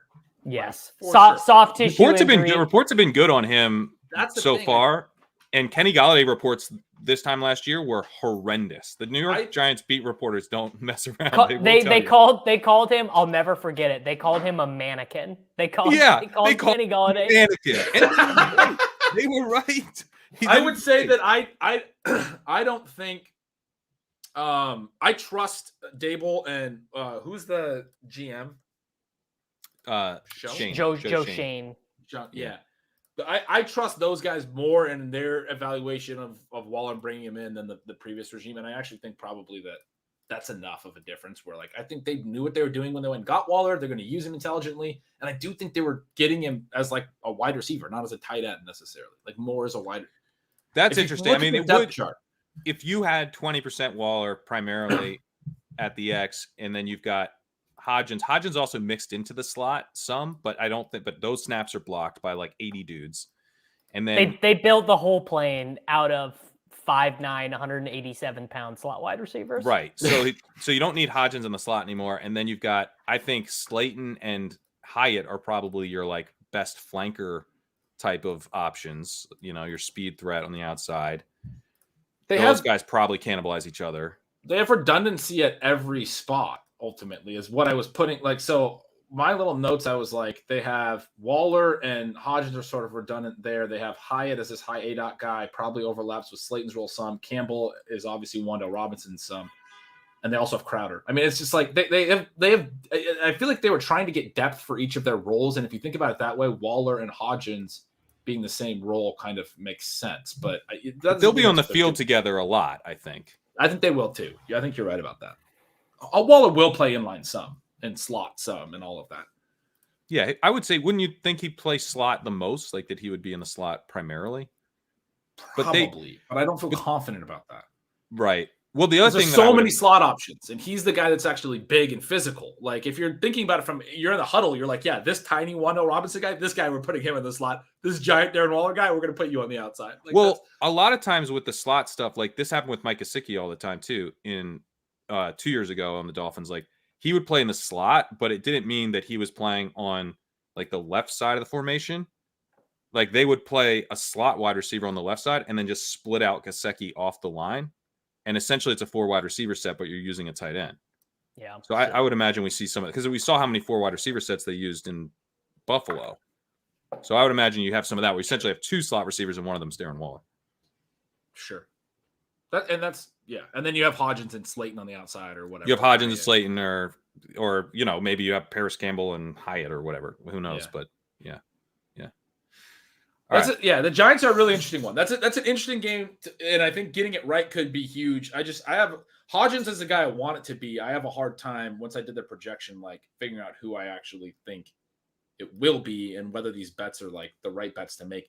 Waller being the highest priced free agent guy with the higher ADP as well is probably the answer. Like I think on some of these cup teams, I do take some Waller. Yeah, Waller. The nice thing about Waller too is that you can get him in the 7th. If you get Cup, you can get Waller in the 7th easily. Like his ADP is later in the 7th, but he's not coming back. And then that sets up Daniel Jones very easily for you. And now all of a sudden you've got a quarterback with mobility who's shown a ceiling last year. Did he show second year? Is this just you touting another guy that was on your winning team?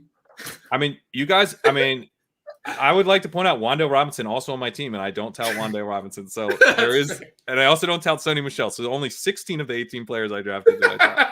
The ones that were active. In week so 17. is Sony even on a team right now? You had to be active. Yeah. I don't think so. But Daniel Jones, yeah, he showed a ceiling. Not only that's what I meant. Week 17, he scored like 38 points for you, and then he had some other. He had some other points. I think he had another couple spike weeks other than that, unless I'm losing my mind. But you know, mobility, second year in the system, upgrades to the skill players. You know, to get him, he's a guy that you can do a 2 quarterback build with. I think if you probably need to take a guy pretty quickly after, get a Geno or something, but you can do that pretty easily. But by do that, I mean build in a game stack, Cup, Waller, Daniel Jones. If you get locked out of some of the more exciting stuff, it's just like there for you, and then you can tack on stuff on the back end so easily too. Yeah, I dig it. I get it. Yeah. The other thing I think you could just do naked Cup. He's one of these players I was thinking about this more, and I was like, yeah, that game could be a dud, and Cup can still score 35 points. Like he can have 140 yards and 2 touchdowns. That is a very good point. Is that game can have 19 points scored and Cup and can to expand that point. To expand that point, as I've been drafting these, I'm more comfortable doing that with the superstars, and I think the correlation in the stacks for me is more about the cheaper pieces that I'm trying to tell myself a story on. I want to correlate that stuff, and then I'm minimizing the bets I have to get right. But in the early rounds, I was thinking about some of the early stuff. Like I'm seeing AJ Brown go in the top 5, which I've heard is because they want to get Devonta Smith in the 2nd, Jalen Hurts in the 3rd. But now, like, you don't have any other picks until the late 4th of any other team. That's a lot of really good players, top 40 players. You have 0 exposure to, no ceiling built in other than that stack. I do think, it's going to be unique and you're going to have a lot of ceiling in that stack. But the rest of your team's going to have to be really, really good. And in all likelihood, you're probably going to want to be parlaying some really good players in those first couple of rounds, at least the way that I'm thinking about it. I think it's weird to pay for really expensive stacks only I like the stacking, the correlating when it comes to cheaper pieces, and then I'm minimizing the things I have to get right. In the early rounds, I almost don't want to minimize the things I have to get right. I actually want multiple guys that are like differentiating me. Like I have this combination of the 3 best players from the top 50 picks, right? Like, well, also some players are going to be more sensitive to correlation than others, right? True. Also true. Brandon Ayuk, I think, is a great pairing with Purdy because Ayuk's ceiling is Kittle too, right?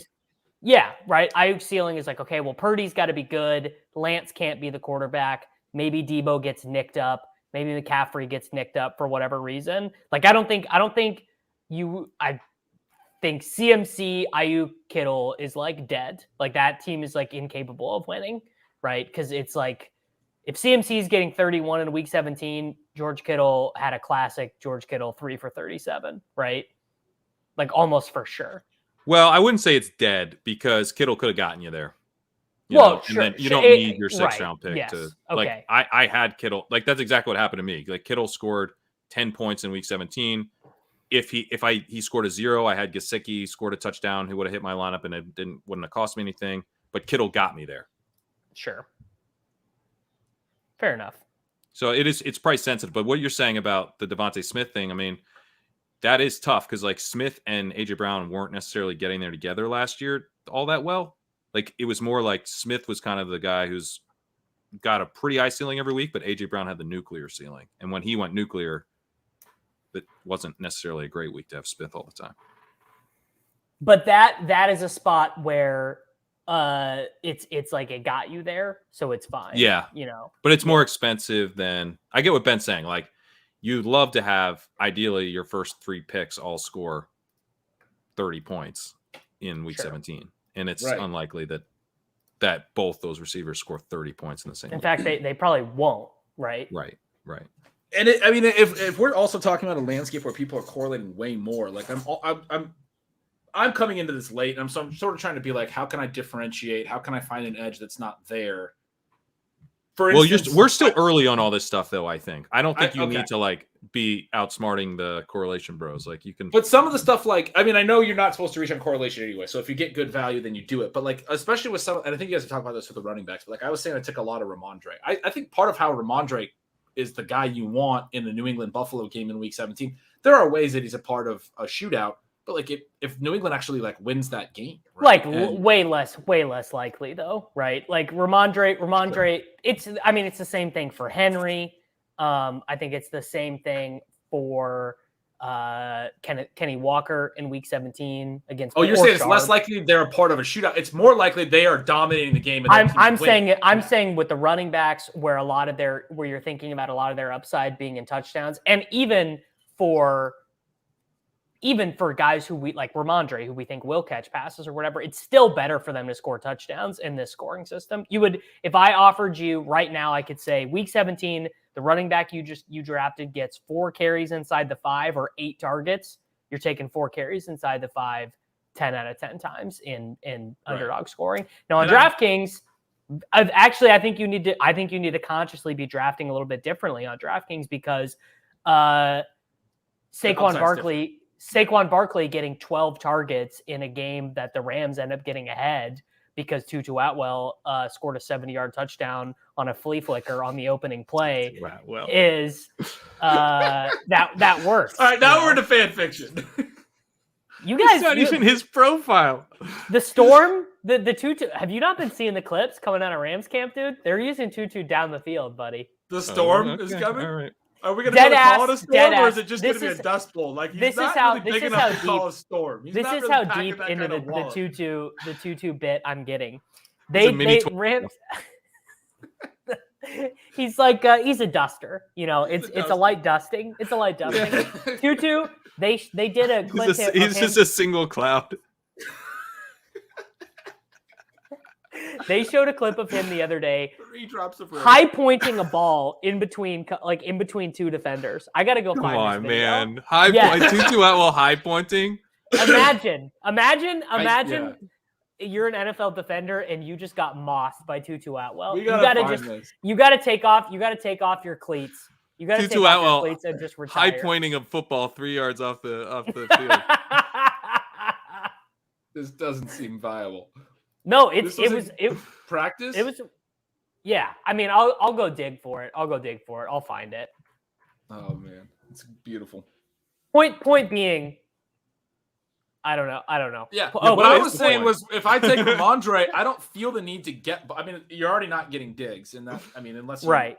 somehow got it, Ramondre in the third round on your Diggs team or something would be kind of cool. But like, you're already not getting the best piece of Buffalo, and it's like I don't really feel like I have to jam Buffalo into that. I wouldn't mind taking a Knox or whatever and still getting some type of a little correlation there, but Ramondre is a dude that I don't like. I'm paying a lot for him. And for him to hit a ceiling, he's like, New England's good and they're running the ball and they're playing their type of football. And he's like the main guy that scores points in a lot of their games. And then in week 17, he can like be part of the reason that Buffalo teams fail in the week 17. I want other correlations out here. And my Ramondre, game is display this video. Display this video, Corain. I want people to know I'm not making this up. Yeah. It's real.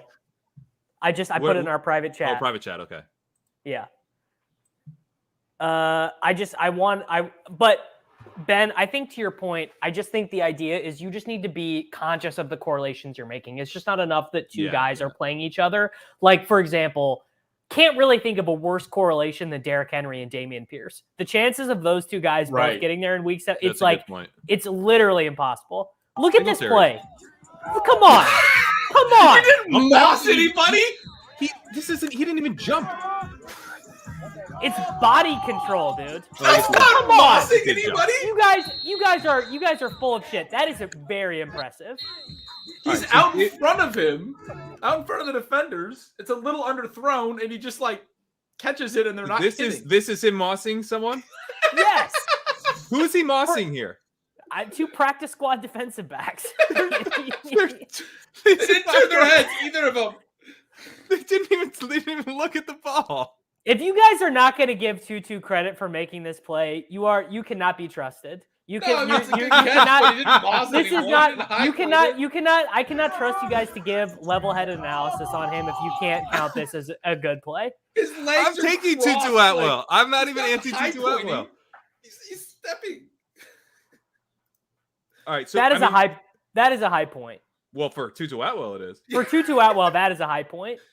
He got it at the height of the referee's head. Yeah, you're right. This is a high point for Tutu Atwell, and he's barely above the defender.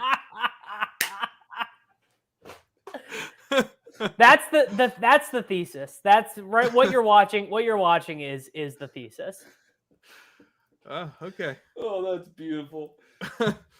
I want to just circle back to Ben's point on cheap correlation because I think it's a good one. I think if you're betting on a bunch of guys from the same team, the Texans are one that I like for this. You just kind of can scoop up a bunch of cheap dudes or whatever. And you're getting not only the week 17 stuff, but just like what if the Texans are like the 18th best offense in the NFL? Yes. Yeah. What if the Texans are decent?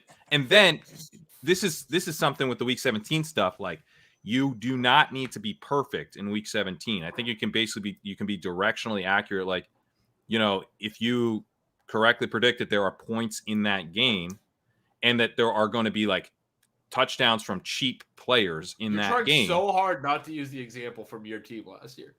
I don't even remember what you're talking about. But, look at that smile. I don't remember it. I don't remember. It was the Brady. You didn't have Evans. No, it wasn't Brady. No, it wasn't Brady. You didn't have Evans, right? It was I didn't have Godwin. No. You had Godwin, not Evans, and Evans was the smash, but you had that's Brady not what I mean. I'm talking about taking guys like in the super late rounds where you can like a couple of them don't do anything, but some of them do. And you happen to be in the right game environment or betting on the right offense. Like that offense, we saw this with the Jaguars last year, who I didn't draft on my team. And, the Jaguars, they all kind of got there with cheaper ADPs. And, then it wasn't week 17 because Lawrence had a dud, but, Zay Jones had an absolute smash week in week 15. If that had been week 16, right? Like, or week 17, then you would have absolutely had to have Zay Jones. So some of this stuff, obviously it's just like highly variant, but if you bet on a bunch of guys from the same offense at really cheap costs, then you benefit if they all get there together over the course of the season. And then if there's points in their week 17 games, you have a bunch of different outs to being, on the right guy. the reason I'm giving you crap about that is I actually was thinking about this when I was mocking up this take, because I was like, that's how Pat's team was built. Like, your stacks were the cheaper stacks. And we talk about stacks, and when we talk about it like DFS, we talk about limiting the number of things you get right. But we also talk in DFS sometimes about how it's very difficult to pay for the really high, like to pay for Mahomes, Tyreek, and Kelsey a couple years ago was really tough because you like use so much of your salary cap on that really expensive stack. Yeah, it could differentiate you, but you still probably didn't win because you can't get enough ceiling out of the rest of your salary cap. Like, it's not that easy to do in DFS to build a lineup. And it's similar from like Davis was saying earlier, if we think about it like an auction dollars, you're using 50% of your auction dollars when you go 1, 2, 3 in the same offense. And the rest of your draft is like, there's just not enough upside in the rest of that. Anyway, you're missing out on a lot of other opportunity costs on high-priced players in the early rounds. It's same as DFS. You're not able to pay for a lot of other high-priced players when your one stack takes up half your cap. So I think that getting fewer things right applies on the thinner bets more than it does on all the good bets. Like, ADP is pretty sharp on the top 50. Like, all of those are good bets independent of correlating. Like, those are going to be good. Here's one spot where I don't think I'm even disagreeing, but it's just a different thing. If you are taking the elite quarterbacks, that you're going to want them to have, particularly, I mean, if you're betting on like Mahomes or Burrow, like, they're not getting there solo. Like, they're getting there. You cannot have those guys unstacked. Yeah. The difference in best ball versus DFS is that in DFS you have to choose between Valdez-Scantling, Richie James, Justin Watson, Kadarius Toney, Sky Moore, Rashee Rice. Whereas theoretically, you could literally take 4 Chiefs wide receivers like after pick 110. 100%. I'm cool with that. Yeah, that actually makes a lot of sense, I think. If you're going to take Mahomes and then just go load up. I don't actually think it's good because, like, not all those guys can make the team, right? Although, I guess... Kareem, not when Justin Ross is active, yeah. The Justin Ross OP. Let's do it. I mean, if Justin Ross makes the team, Justin Watson can't be on the team, right? It's right. And didn't they give him like almost as much money as you made last year, guaranteed? I don't know. I feel like they guaranteed his contract. Did they really? The other thing is, isn't Richie James a punt returner? Or am I misremembering that? So that, as someone who was forced to watch Sky Moore as someone who was forced to watch Sky Moore return punts last year, I feel like Richie James just being a competent punt returner might make it much more likely than the market is saying right now that he makes the team, because the Chiefs straight up lost a game against the Colts in the regular season because of their special teams. Dude, I don't think they're going to do that. Sharp take. I think he's going to make the team, and I like drafting him. Like, well, I was if mad he makes, you took him in I have bad news for Ship It Nation, which is that if Richie James makes the team, Sky Moore is going to have a rough year too, I think. That was good on the Soulcast Kitchen called Ship Chasing Ship It Nation. It's so good. I'm going to steal it because it's so funny. Although I was talking to Eric Eager from Sumer Sports the other day, he actually, because he's not as in the weeds with the fantasy nerd stuff, so he wasn't as angry at Sky Moore not producing in year one. He actually gave a kind of bullish take on Sky Moore. I know. I listened to that. It was a good show. Sky Moore is definitely a good pick right now. He is. I was all the way out like 3 weeks ago, and the more I've thought about it, this is where I've landed, which is that there's actually really no difference between Sky Moore and Kadarius Toney. It's just whichever one. Like if either of them happens to be good, you're going to get rewarded. Like if Sky Moore can earn 120 targets this year, it's possible. My bigger thing on the Moore is, again, this wide receiver window that slams shut. There are precious few profiles after the 9th or 10th round, right? And you can, if you didn't get enough receiver depth, I absolutely think Sky Moore is a viable like wide receiver. It's a reason to get that wide receiver depth, though. Yes, it's not. Fair. It's not something you want to have to depend on. It's not an easy bet to make, but it does have the requisite upside that can fix a build basically. And there's not a lot of guys at that point that have that type of upside. Like it's possible. You go. The thing that sold me earlier in the offseason was somebody, and I can't remember who to credit, but somebody saying basically all throughout Andy Reid's entire coaching career, he's never had a rookie receiver do anything. Like, he's never pushed rookie receivers into big roles for like dating back to the Eagles. It's taken time to learn the offense and those things.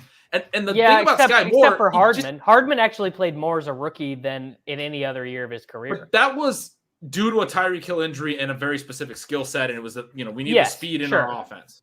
Yeah. And then when Tyreek Hill came back, Hardman's role like completely dissipated, even though he had been producing. Well, I would say one could argue the Chiefs having 0 good wide receivers last year would have been a good reason to play Sky Moore. Like they're out there. Like there was a stretch where Marcus Kemp was getting snaps and Sky Moore was on the bench.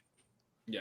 It's definitely. And Juju stunk last year. Like he had that one stretch where you're like, okay, a little bit of a revisionist history. He got hurt and then he stunk. He got injured in I want to say week 7 and kept playing, but it was like he was irredeemable after that point. Yeah, right. It may be unfair to Juju, the professional wide receiver, but I don't think unfair to the idea that Sky had a window to get on the field and didn't take it. Yes. I don't know what you guys are talking about. He scored a touchdown on this game-winning Super Bowl touchdown. So did Tony, and the other. Well, the play was called for Tony. It was good. They were.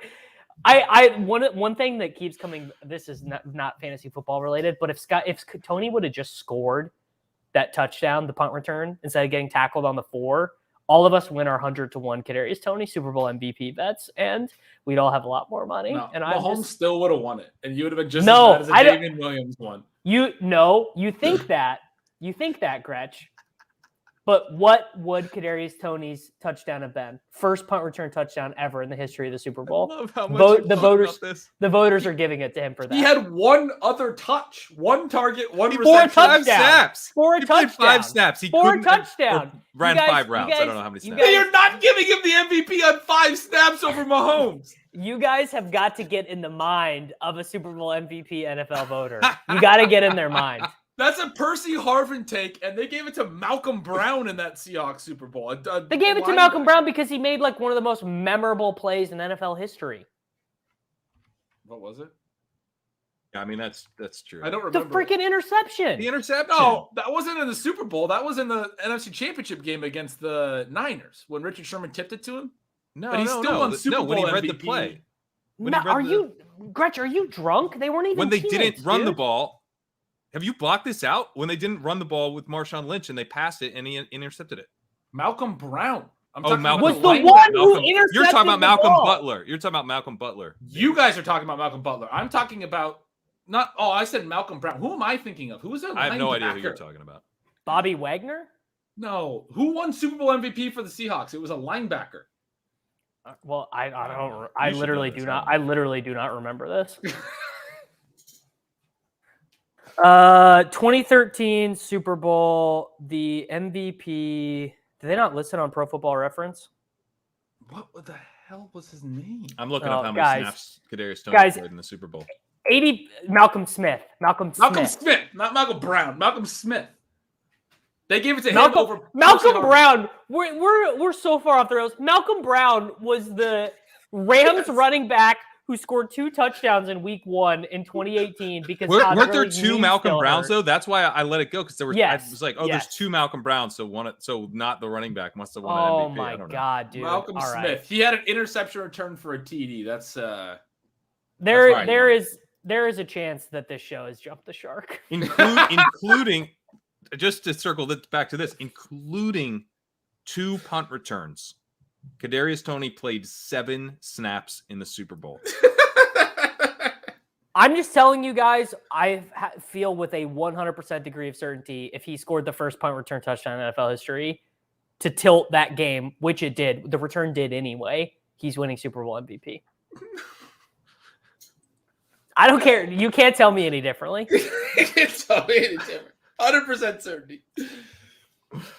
You got to get. I mean, we're just playing. We're doing a worse version of. We're doing a worse version of Remember That Guy, which is remember that NFL play. Yeah. Remember that play. Remember that play that almost won me money.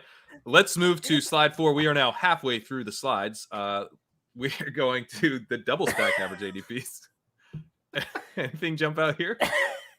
Yes, you should not have had me on after the weekend where I like went on a vacation and got a draft under. No, I mean it's actually been amazing, but way too So much. hasn't been a short do you guys like taking Aaron Rodgers with Garrett Wilson, or do you just like to let the vibes dictate? Because I don't like taking Aaron Rodgers. Really, I have not drafted him yet.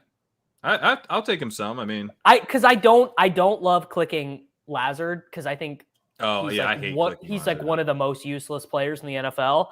But I also don't like clicking McCole Hardman, who I think actually has a use in this offense. But I he's think gonna be part-time for sure. He's gonna be like, all right, it's 3rd and 7. We need a guy to like do this gadgety thing. When Rodgers can get us 5 yards first on play 3rd in the and second 7. half, I want to take a deep shot. They go have my, like he does that sometimes. They go have me go hard, run really far downfield, like the Christian Watson from last year, early Christian Watson.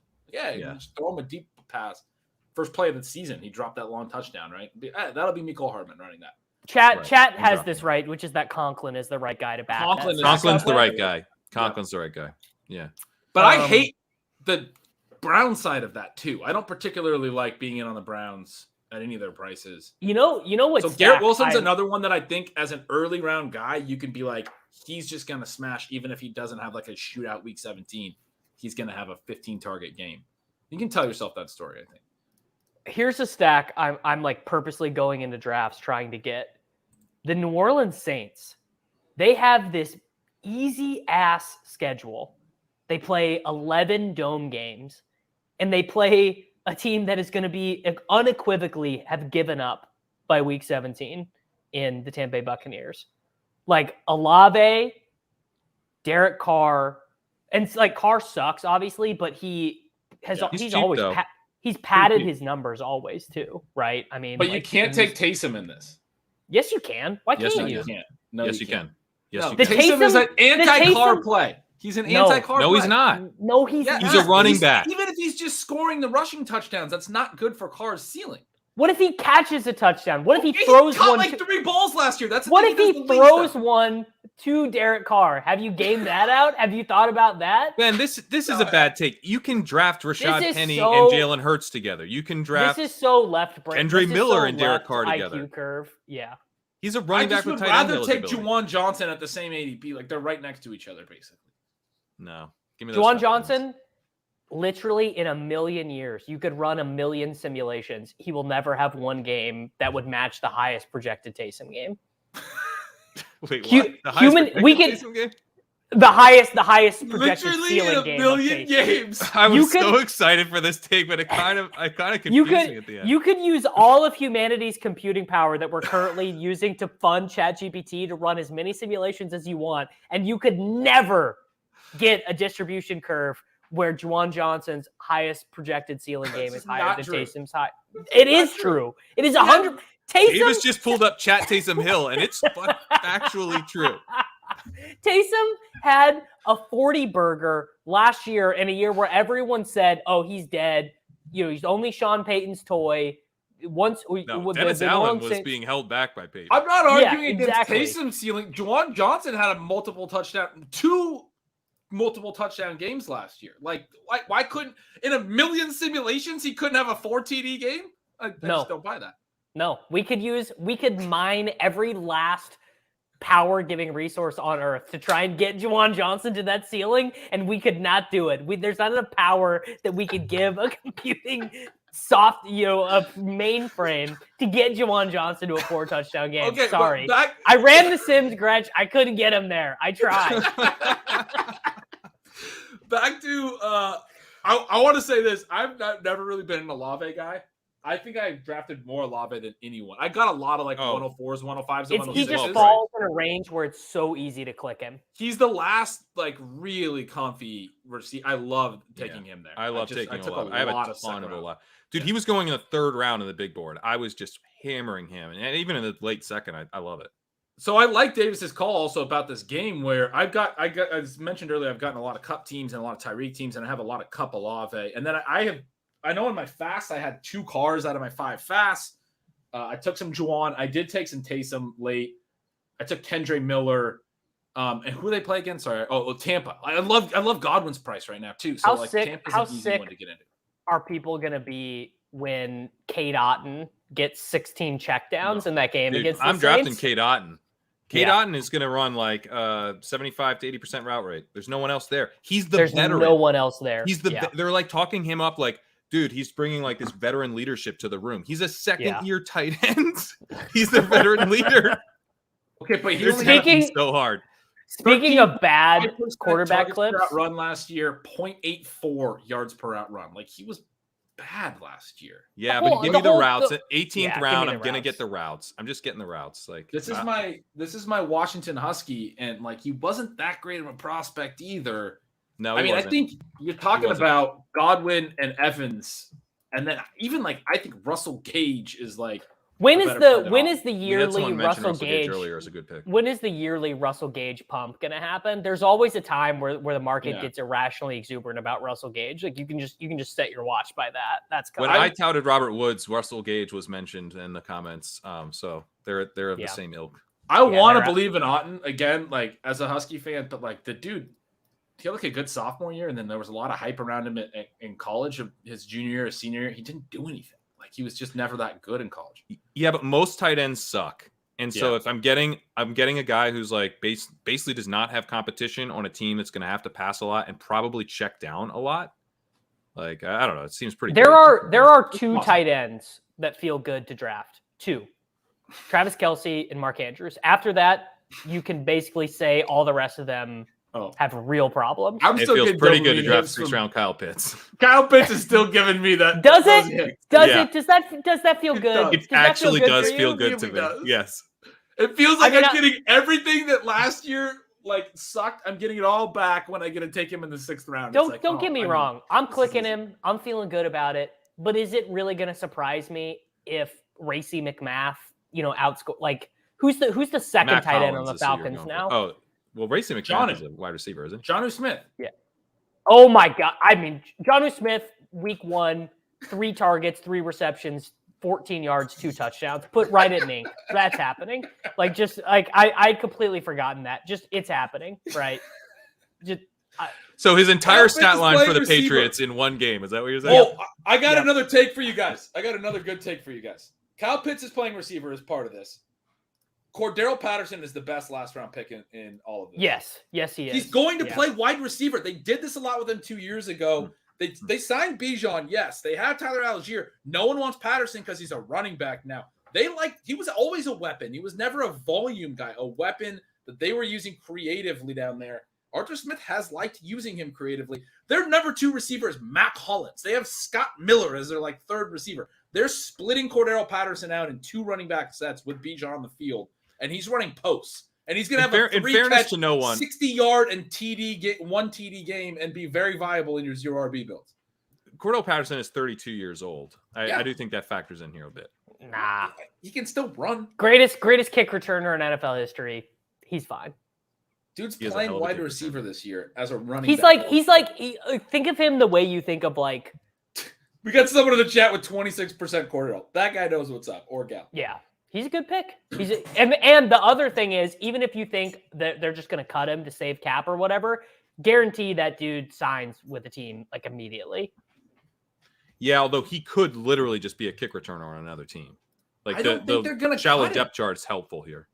What have they done in the last 2 years to make us think they would cut this player that they've routinely treated as one of their 2 or 3 most focal points of their offense when he's healthy? Cutting him would save about $3 million. Yeah, he would save them money, But and they have to spend on what? What do they need it for? Yeah, why do they need the space? Well, what if they get Tannehill and they need to create some cap room to take his contract in? That's okay. That's possible. Although everyone keeps saying that, it's just we're oh yeah, Tannehill's going to be the quarterback of the Falcons, and it's June 5th, dude. 98 days away from kickoff. Yeah, I don't think. Yeah, it's getting very unlikely at this point. So what's happening with that?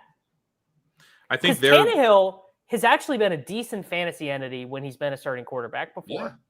It's Mariota Ritter, isn't it? I mean, they're going to do the same thing. But did last year. Tannehill's way better than late stage Marcus Mariota. For sure, I but think also I Tannehill's think gonna Levis start is for the probably better Titans than this Ritter, who sucks. I feel like Titans. That's what you're talking about. It's Mariota Ritter in Tennessee with Tannehill. In Tennessee. Got it. I feel like the bridge. It's a bridge court. He's going to get treated as a bridge quarterback. I think he might play the whole year, though.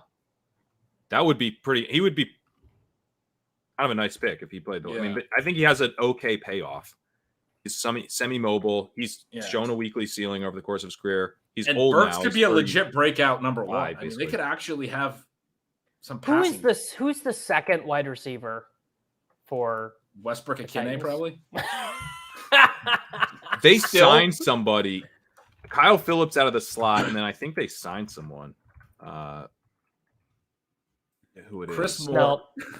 Chris Moore. That's who it is. Yeah, it's Chris Moore. That's what I was thinking of. Really? Dude. Okay. All right. I'm not doing the Tannehill thing. I just completely took myself out of it. He heard these names and he's like, I'm out on this thing. Like their wide receiver. Dude, Racy McMath is on this depth chart. Okonkwo. Can Okonkwo get you back in? Burks Okonkwo is a pretty good one too. No. What about Trevin Wesco? Any interest there? Oh my God. It's worse than I could have possibly imagined. All right, I'm going to say two players. One of them is a defensive player for the Titans, and one of them is one of the wide receivers listed on their depth chart, and you have to tell me which is which. Okay. Okay. Zach McLeod or Kieris Jackson. Kieris Jackson is a defensive ass name. Ben? Ray McLeod was a receiver at one point. I'll take Zach McLeod's the wide receiver. Zach McLeod plays linebacker. I meant to do the opposite of Davis, and now we both got it wrong. All right, I'm going to do it. One more. Okay. Trayshawn Harrison or Otis Reese? Oh, Reese is the receiver. For sure. Otis is a wide receiver name. Yeah. Otis Reese is also a linebacker. No! Oh. We can't win. The game is rigged. Could be a rough year for the Titans. We got them both wrong. Both times. Oh, that's beautiful. Oh, that was amazing. All right, let's move on to slide 5. Expensive team level ADPs. This is so the Jets are really cheap. I guess because how can that be? Because they're starting their wide receiver 2, wide receiver 3, and tight end are like free. Right. And pretty decent odds to win the Super Bowl. So this is also a little bit misleading because Mahomes and Kelsey are like first and second round picks, roughly. But Rashee Rice is a 13th round pick. Right. The team that I feel most confident a stack is not going to win Best Ball Mania 4 is the Jacksonville Jaguars. Absolutely no chance that Calvin Ridley and Christian Kirk both pay off. Like sub 5% probability. That feels right to me because both are target earners, right? Like both are getting there on volume. Also, I think Evan Ingram really, really pricey for an underneath high volume play. Like that's how the dude had a 37 burger, but outside of that week, he was just Evan Ingram. Like he was Evan Ingram every other week of the season. Yeah, and guys were banged up that week. Like he soaked up volume. He can soak up volume occasionally, but like the volume just got harder to soak up. He's not an earner, right? He's a compiler. He's a compiler. Yeah. He's a high-end compiler. I don't get his ADP at all, except people just want to bet on the Jaguars. No, I get it. I get it because that range of the draft where he goes is so dust, and you want to be taking also it's like a turn thing. Like you can take Lawrence and then immediately take Ingram too. Mm-hmm. That's also part of it. That more than anything, I think is really buoys ADPs is the ability to complete the stack within like 6 or 7 picks of each other. Right. But so I was thinking about this as I was, kind of familiarizing myself with the ADPs, and I've heard Pat you say this as well. But you were also saying like we're a little bit early on these like super stacks and stuff. Like, are that many people thinking of these stacks as much as we think they are? Teammate stacks, 100%. I think so. Okay. On the teammate stuff, yeah. All right. But what I meant more is that like I think most people aren't really thoughtfully correlating week 17. And maybe they are right now, but this is a big tournament. And so if you thoughtfully correlate week 17 on your teams that you're drafting in June, hopefully that team's competing against a bunch of teams in week 15 and 16 that were drafted later on. So I still think I still think it provides a pretty big edge for and obviously for the scope of the whole helps in week 17. Yeah, you get What, through. like, you the, get the through. tournament's and play only other like people what, couldn't do like that. not even a quarter filled. How big is how filled? I think that's right. It's like About a quarter. 15% right now. Yeah. Yeah, I remember looking at it and I was like, oh, I thought it was a little bit more filled, probably. But And most think drafts it's will be in filling- August and yeah. I think it's filling faster, just neither here nor there, but I think it's filling faster than they kind of wanted it to. And I think that's why they keep launching these secondary things. I think that's why we're getting like the puppy 2 on May 30th is because I think they were like, we don't really want it to be 15% full on June 1st or whatever. that is too full. Yeah. But how many people is it because people are just firing at it right now and they're going to use up all their bullets, or is right? There's something to be said about 150 bullets, and a lot of people are using a lot of them. Yeah, no, I think it's that. Honestly, it's like people like me, where it's like if I roast all my bullets out, if my bullets are done by August 1st, I'm probably going to be less incentivized to get on the app every day and do puppies or pick'ems or whatever. Like I think they would prefer people to just be on the app every single day. That's fair. I already feel that. I did a lot. I did a lot more puppies, and I did more chow chows than I intend to. Thinking I'm going to have the rest of the summer to make more trips to Oregon and do more BBMs. Like I want to get this. Earlier, Davis, you said when you do 5, you do 4 puppies and 1 BBM. Of the 5 fasts I did 4 puppies, 1 BBM. Yeah. And of the slows I did, I think I still have more puppies. Obviously, they're cheaper too, so it's easy to just fire a bunch of them. I think I have more than 10 BBMs going. I think I have 12 or something, and then closer to 20 puppies. That's how God intended it. Question here, William Jones asking if we talked about which ADPs are the most distorted by stacking, which is we kind of haven't, I guess, and this would be kind of a interesting part of the show to do that because we've got the cheap ADPs, but the expensive ADPs is where you would probably see the distortion. I mean, last year, what was it last year? It was, who did the 49ers play in week 17 last year? 49ers played the Raiders. Yeah. Debo Adams was a really popular that's not player. it. It's one year it was DJ Moore was tied to whoever was going first overall, and he would not budge from the spot. I remember that. Christian McCaffrey was 101, and he was a 2-3 turn, wasn't it? Yeah. DJ Moore was. What was that? Was that 2 years ago though? Probably 2 years ago because the Saints played the Panthers in 2021. Well, I think it was Panthers. It was McCaffrey and DJ Moore. Wait, no, this is January 3rd, that's why my brain is breaking. That's what it is. Yes, Gretch is right. It's because it was Panthers. Let's see what. Oh, I mean, I think Lamar and Mark Andrews are pretty tied in there together. But both those are good ADPs. I don't think that's a distortion. Well, we're saying. Oh, well, fair enough. But I'm like, a Lamar fall, I think, is impossible because the Andrews team is taking Lamar when he's there 100% of the time. I think Kirk is pretty distorted. I would take Pittman, Godwin, and Jigba, Ayuk, and Lockett. I think all ahead of him. Maybe that's just me though. No, I think you're right. I don't have Kirk very high either. I don't like Kirk all that much, but I will take him there because it's like I don't think I've taken him yet. But Kirk goes 49, and then Lawrence is the backstop in the next round, or if he falls, right? Well, so one thing that I'll do is I'll take DJ Moore at the end of the 4th and hope to get Fields coming back. And if he doesn't get Fields, if Fields doesn't come back, right?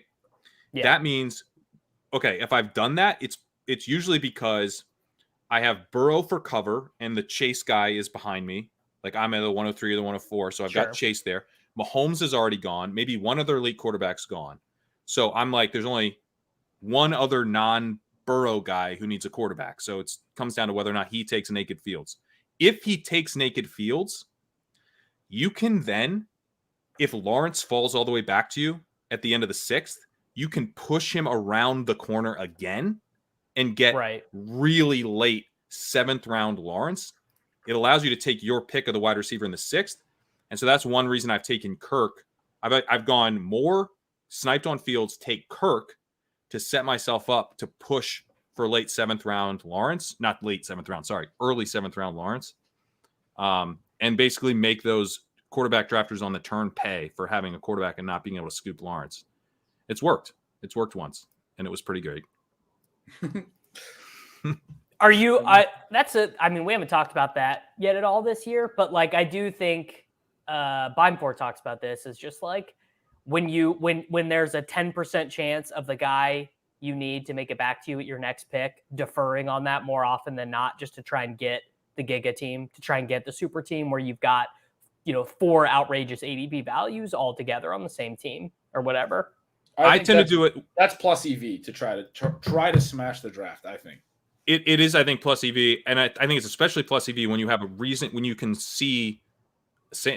We're so late here that Sam's actually joined. Hey! Wow, looks like things are just on schedule here. 2 hours. Yeah, we got the slide. Sam, please help us. Let us. We're talking about trying to push your quarterback picks. The one reason to push your quarterback picks is if you can see on the turn all these guys have quarterbacks, and taking the quarterback here would be a bad pick for them because then you get at least if they snipe you, you're like at least like, well, this team's probably less competitive now. Right. Yeah. All right, let's move on to the next chart and Sam, talk us through it. Yeah, cheap teams. Arizona obviously gets tanked with Hopkins being released, so they're way cheaper now. I haven't caught any of the show, so apologies if I'm rehashing old debates, but curious your guys' thoughts on Rondale. Like now, we Arizona, talked about Rondale. We did. You we talked. Did, okay. We did about 30. 30 okay. minutes on Rondale. We hit the 2 hour mark, so we can't talk about Rondale. Okay. We won't talk about Rondale, but yeah, the Patriot stack still the absolute dirt cheapest. I think we've talked that one. We're starting to get news on this though, that people are starting to realize that the Gesicki Hunter Henry ADPs need to be flip flopped. Like Gesicki, there was Thorman tweeted this yesterday or maybe 2 days ago that Gesicki's a wide receiver. Yeah, he's practicing. He's in the wide receiver room. So like Hunter Henry is about to and he said this is a Hunter Henry tweet, and he's right. It's a good argument for taking Hunter Henry at price. I think it's also an argument for Gesicki at price. I think they're both really good. You're still getting tight end upside really late in either case. I think you can take either of them. I think Gesicki's going to play wide receiver. That's just like the Dawson Knox thing to a degree. I mean, not really just like the Dawson Knox thing, but I think Hunter Henry needs to come up. But yeah, I agree with you, Gretch. I think Gesicki is like fine where like if he's playing wide receiver and even if he's like a 50% snap player and plays mostly slot wide receiver, you could get 550 yards and 6 touchdowns or something. Like that's fine in the 17th round.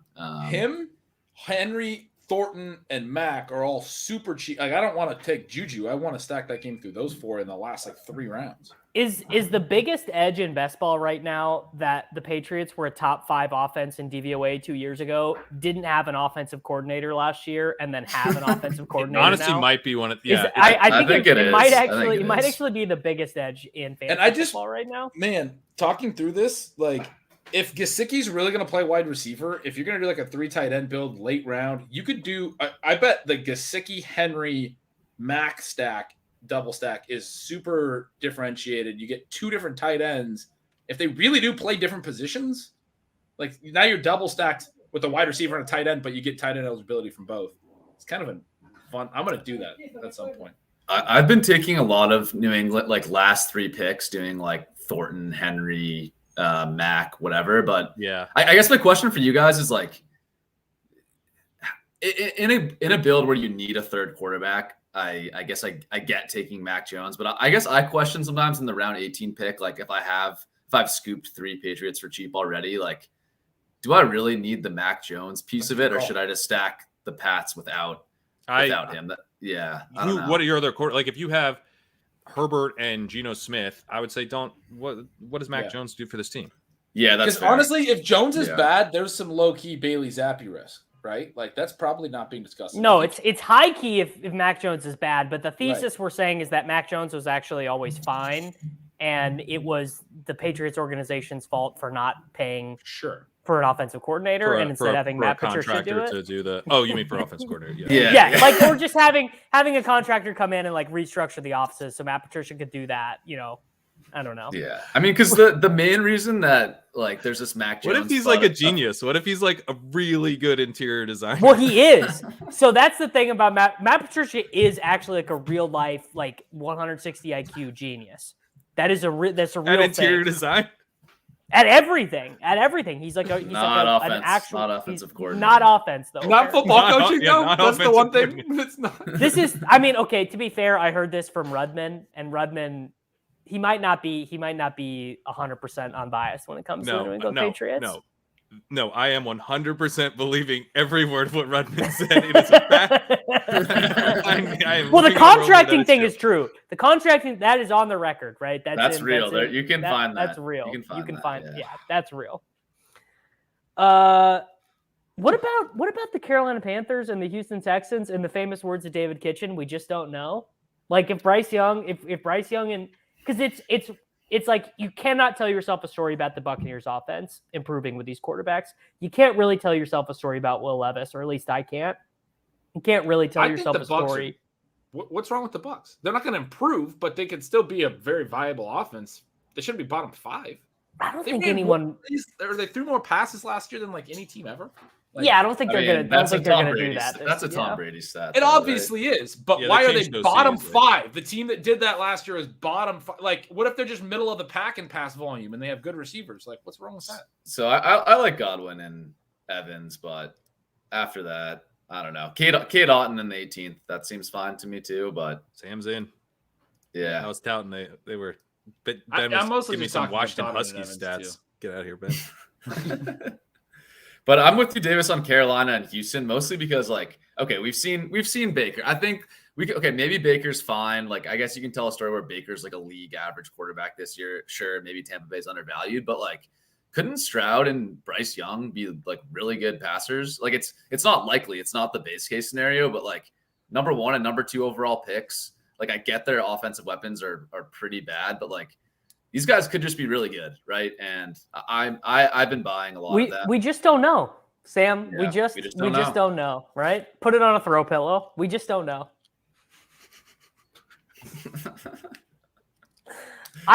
With Houston specifically, I'm buying it because I think Stroud might run a little bit. Bryce Young, I don't think is going to run at all. I think the first time an NFL linebacker hits him, I'm worried that I'm hoping that Carolina has really. He's going to run around. He's going to run around. He is going to run around. I don't think he's going to run forward for yards. Right. But I think Stroud might. I think Stroud could run. I think Stroud could do a Joe Burrow. 400 rushing yards, 3 rushing touchdowns. Can we just a quick tangent 2 hours and 7 minutes into the show. There's, it's a very exclusive tree that David Kitchen has in terms of and I've tried to get in the tree. You can't he won't let anyone in the tree. It's very exclusive in terms of the tree of which analysts have come from David Kitchen. Sure. But in terms of the lexicon that we now use in the fantasy landscape, the underrated tree, David Kitchen here with live a little and we just don't know. We just don't know. We just don't know. Being the phrases of each summer of the last 2 years. I mean, we just don't know is so good because it's even less. It has less effort behind it than live a little. Like at least there's a message in live a little. Like live a little is like, well, if you want to think about it from a game theory sense, you can be like, well, if all these other nerds are drafting off of ADP, maybe there is some marginal edge in just like taking huge stances. But we just don't know is no effort. It's fantasy nihilism. It's just fantasy nihilism. It's like I'm gonna click this button because we just don't know. There's no thought. There's no effort. When you first said that, I hadn't heard it yet, but I started laughing because I was like, "What's the point of doing content? Why the like literally what's the point of anything? We're doing this draft with David, and he just keeps saying we just don't know. It's like well, okay, well, sure, you're right. We're 2 hours and 8 minutes into this program. I don't know if Tutu Atwell is going to be able to high point a ball on week 17 against the Giants, but I hope he can. But if I'm just saying I don't know, then there's something to talk about. Any indication he's going to nail it. Exactly. Okay. All All right, right. Tim, Let's us move home. on. Let's get another slide. Yeah. Take us. Yeah. We need Should we I? need some Am direction. I the here, host Sam. now? Am I the host? Yeah, you're the host. Yes. Take us home. All right, let's skip that. Let's just talk through this quickly. There's nothing that's changed, but like it's the same. I think that the one interesting thing here to point out actually is the quarterback ADPs are like slowly, and obviously I assume you guys have talked about this, but they're slowly creeping back towards 2022 ADPs. Now there's still this chart here showing average of quarterback ones. They're going around pick 60 now. If you just take the top 12 quarterbacks on average, last year that was closer to 65. So there still is a gap compared to last year. The elite quarterbacks still are more expensive, but it's slowly kind of approaching what we saw last year, which I think is interesting. I don't think it'll get all the way there, but I think if you took the approach of like, hey, I'm gonna like fade elite quarterback early in the offseason and wait for them to get cheaper, I think there's some truth to that actually happening. Yeah, I think you're gonna get there on that. Yeah. But I don't know. Unless you guys have something else to talk through here, I think let's just do the best values and wrap this thing up. Let's do it. Oh my God. How can we even get, we talked so much good information in the show. How can we even get to the best value? Yeah. There's so many values. Anybody want to kick things off? I'll go with the gross one. I'll go with the gross one because I think I'm not even sure that I can.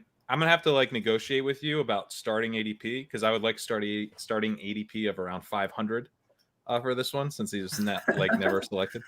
But I did a pod with that's my negotiating point. I'm willing to come down, but I did a pod with Davis and he pointed out a little thing we'd memory hold is that Kyron Williams was talked up as a co-starter with Cam Akers to begin last year. Then he got hurt. He had a high ankle sprain. Was not good. And we were like, then he drafted Zach Evans. It was like, it's safe to forget about this guy forever. There are reports that he is splitting reps with the ones with Cam Akers right now in OTAs. Mm-hmm. And this is not he's a co-starter with Cam Akers take. It's we may be getting ahead of ourselves with who the number 2 is on the Rams. They seem to really like Kyron Williams. Yeah. And it's like he might like be the clear number 2. Players. He's not good. Well, he might not be good. Yeah, but is Cam Akers good? Is Samaje Perine good? If you get a clear number 2. Okay, NFL athlete. He's not. Cam Akers and Samaje Perine are better athletes, right? Kyron. Kyron's a terrible athlete. He's an absolutely terrible athlete. Yeah, but he was productive. Is he an NFL athlete? Is the point I'm trying to make.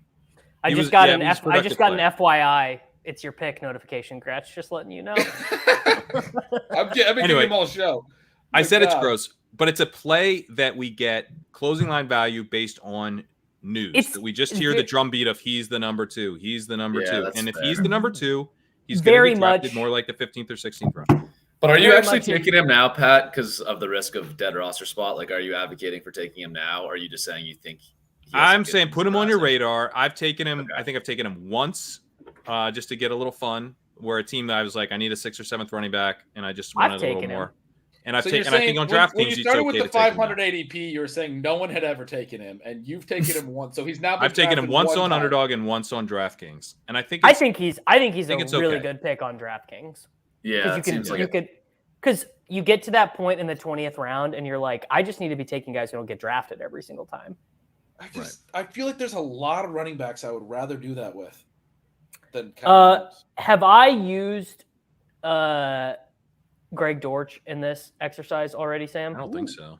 I think you've used Tutu, but I don't think you've used Dortch. I did use Tutu, and I'm gonna be right about that. People are gonna recognize once that high point clip really starts going viral. It's definitely gonna go viral. It's such a good. Was his high point at like what 5 feet 8 inches tall? His high point? Yes, he's barely above the defender. His high point got above the head of the defender. It is actually a high point. I'm gonna do Dortch. I mean, I just think it's a pretty good summary of the show, but 2, it's like you just see it, right? The Cardinals are just an absolute train wreck. Dortch is like the only active guy every single week. It's all laid out right there. Maybe I'll become a Michael Wilson bro, maybe, but right now I'm a Dortch bro. He's really similar to the pick I tried to make earlier with the last time I was on with Ty Chandler and because of the idea that like Cook's gonna be cut, Madison's already rising, but the cheaper version, like who's going to be the backup at that point, isn't rising. But we just saw Rondale Moore is like one of the highest. Yeah, drivers. we've got Rondale. We've got Rondale up by $1 billion. But those guys are rising, but there's like flop leg on the Flyers. Those guys haven't come up a few rounds yet. I like. I'm going to demand that Davis put a little respect on Rondale Moore's name after he touted Tutu Atwell and Greg Dortch, who is also 5'7". my thing this offseason is just every short dude, right? Deuce. Except Rondale Moore. Except Rondale Moore.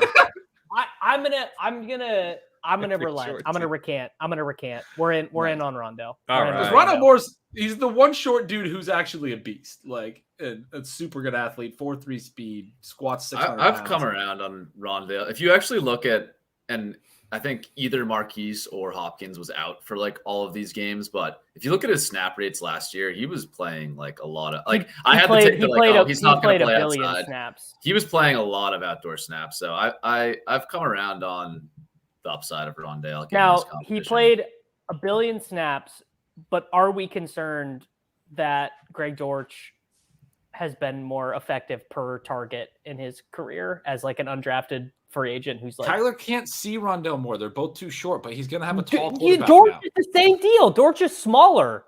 Who is their quarterback? Isn't Colt McCoy coming back from an injury? Dude, they're gonna start Clayton Tune. I'm telling you, it's gonna be like Carson. It's gonna be Carson Wentz. Come on. Oh, it is gonna be Carson Wentz. It's gonna be Carson Wentz. Carson Wentz. All right, I'm gonna take. Well, I mean, I'm between two. The Hunter Henry and Mike Gesicki thing is an easy one, but that's probably too obvious. So I'm going to take Cordero Patterson because I'm going to be talking about how Cordero Patterson's going to be their wide receiver 2 this year for the next like few weeks. Because that dude is an easy pick in the 18th round. He should be going at least 2 rounds higher. At least. I like that. Yeah. Who else are they going to? I mean, seriously though, he's at least going to play a lot of slot wide receiver, right? Yeah, I mean, they've always viewed him as a weapon. Back the year he broke out, I was writing about it in Signals, and it's something I was proud about that year because a lot of people who were just looking at his like snap rates and stuff when he started to have his first good games were like, his role isn't justifying the scoring. I was like, dude, they're seeing him as one of their basically 2 weapons. Kyle Pitts was rookie year was the other one. Like Mike Davis isn't that guy. Like they just see him as a weapon. They're going to use him in certain packages. They're going to use him as much as they can use him, but they see him as somebody who's versatile. They were splitting him out wide. They were using him on post patterns. He got like air yards. He got screen passes. He got rush attempts. He's not going to be a heavily used running back when Bijan and Algier are both there, but they will give him some carries. I think he's going to get more carries than people realize. It's a little bit annoying, honestly, for the ceiling for Bijan and Algier. In my opinion, I'm a little concerned because he's going to get like 6 carries a game, probably Patterson, and then probably run routes outside like more than people realize. Like I honestly think there's a spike week for 0 RB teams, especially. Like I think he's such an easy 18th round pick. We've talked about this. Some of the drafts we've done, like who are the running backs you want to take back there? I've talked up the Minnesota Vikings running backs. Patterson's the one that when I was doing some fast drafts, I just loved adding him at the very end. I just think like for my 6th running back, it makes a lot of sense. He will be, yeah. I mean, he's such a good kick returner. I think probably unlikely to be cut, even though he's old. Yeah. Beautiful. I'll give mine quickly. I don't think anyone's taken this on the show yet. I could be wrong, but I do not understand why Matt Stafford's ADP is still 160 overall. Crane took Stafford once, I think. I'm not sure if I did or not. But we're all in agreement, though. We all like Stafford. If you've already taken him, this won't count towards the game. But let me just give the pitch, anyways.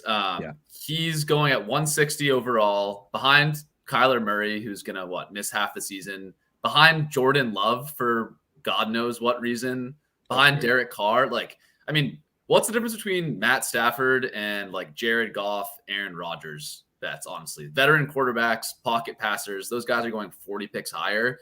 And I think probably has a bigger weekly ceiling than Rodgers. Yeah, I think so. I mean, look, 2 years ago, Stafford threw for nearly 5,000 yards, 40 touchdowns. Like, I think people are just completely ignoring that. And I think, some of the reason he was so depressed early on was this retirement risk.